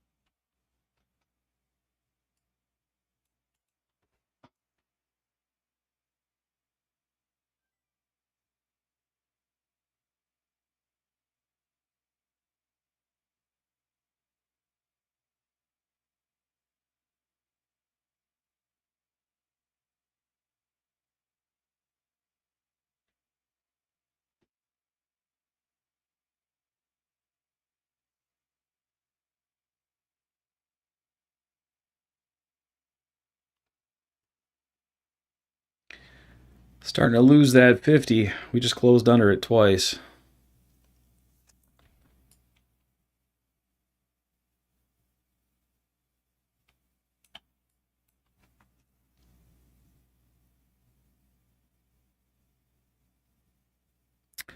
We do have that signal in the lower power zone, so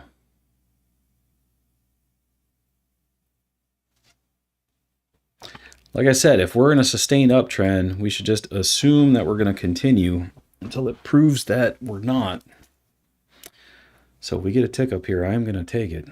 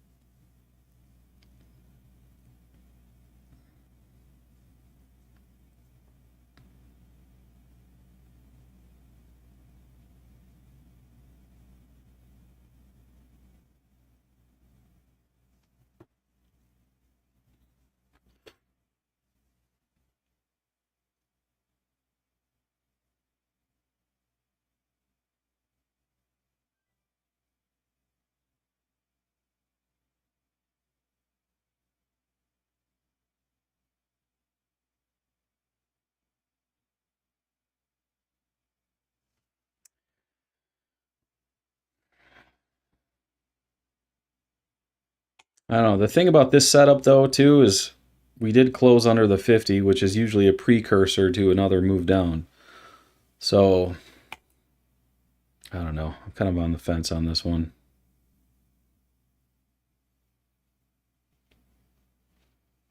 I'm going to sit tight for now.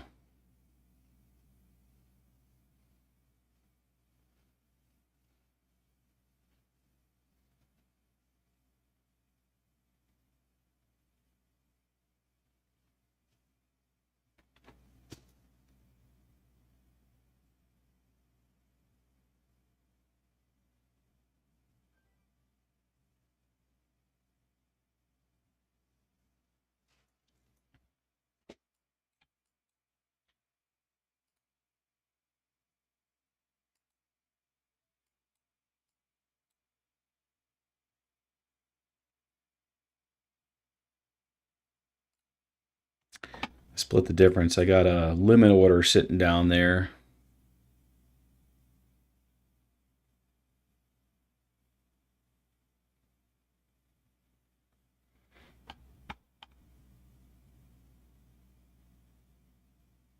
It's a little late on it, though. I should have probably got in just a little earlier, and I would have got tagged in on this wick. Basically, I put a limit order right there, so I would have got tagged in right there. But I placed the order right after it hit that.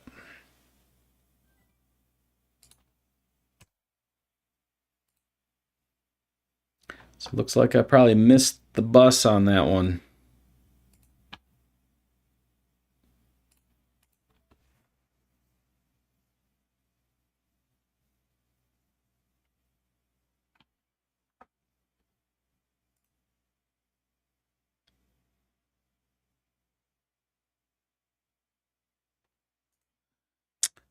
$107,000 Bitcoin, huh? Oh.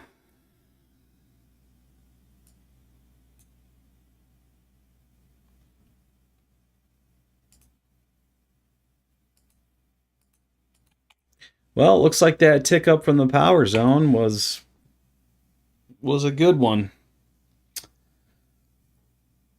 I questioned it, so I didn't take it, but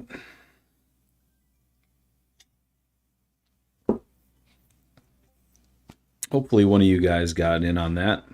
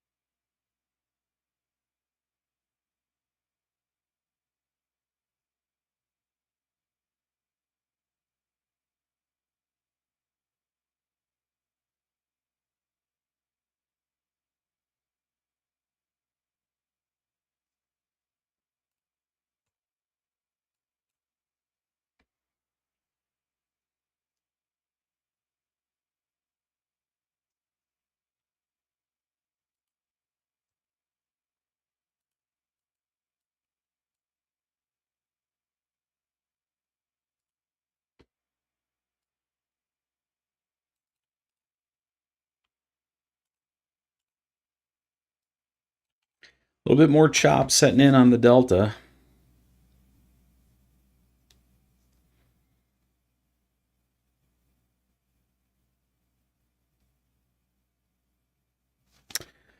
Well, guys, I said I was going to follow my plan and walk away as soon as I had a couple chop boxes on the screen. Well, now I got 3.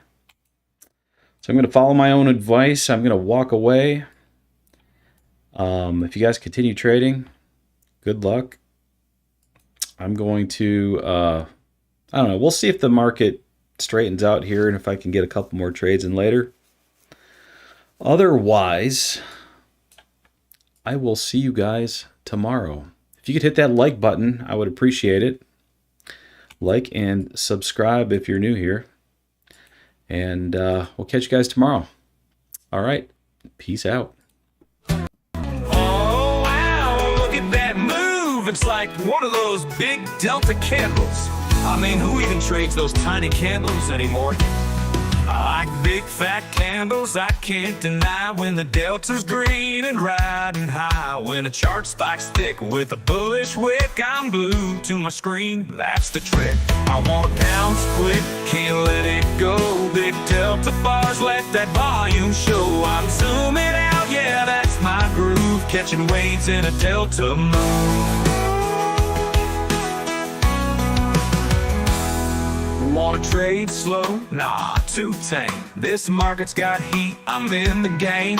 Delta skinny, not my taste. Fat candles on my happy place.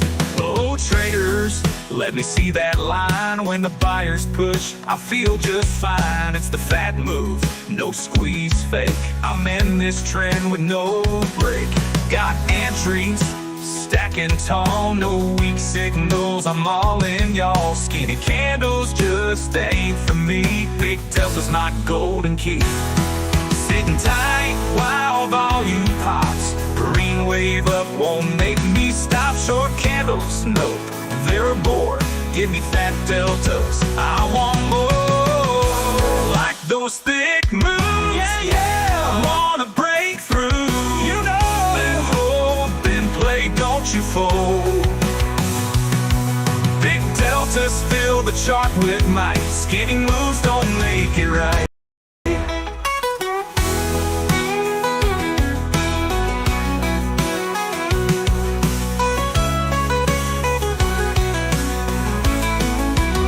I like big fat candles, can't deny. When the volume surges up so high, skinny trades can take a seat.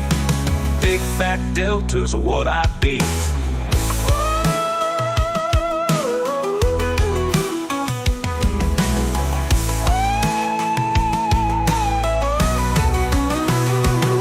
Well, traders low, let me see that life is good. I'm my happy delta skinny, not my taste. Fat candles on my happy place.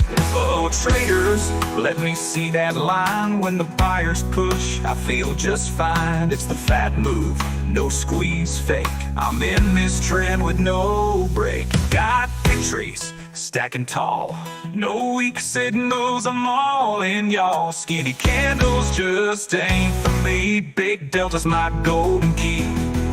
Big delta's my golden key. Sitting tight while volume pops. Green wave up won't make me stop. Short candles, nope, they're a bore. Give me fat deltas, I want more. Like those thick moves, yeah, yeah. I wanna break through, you know. And hold and play, don't you fold. Big deltas fill the chart with might. Skinny moves don't make it right.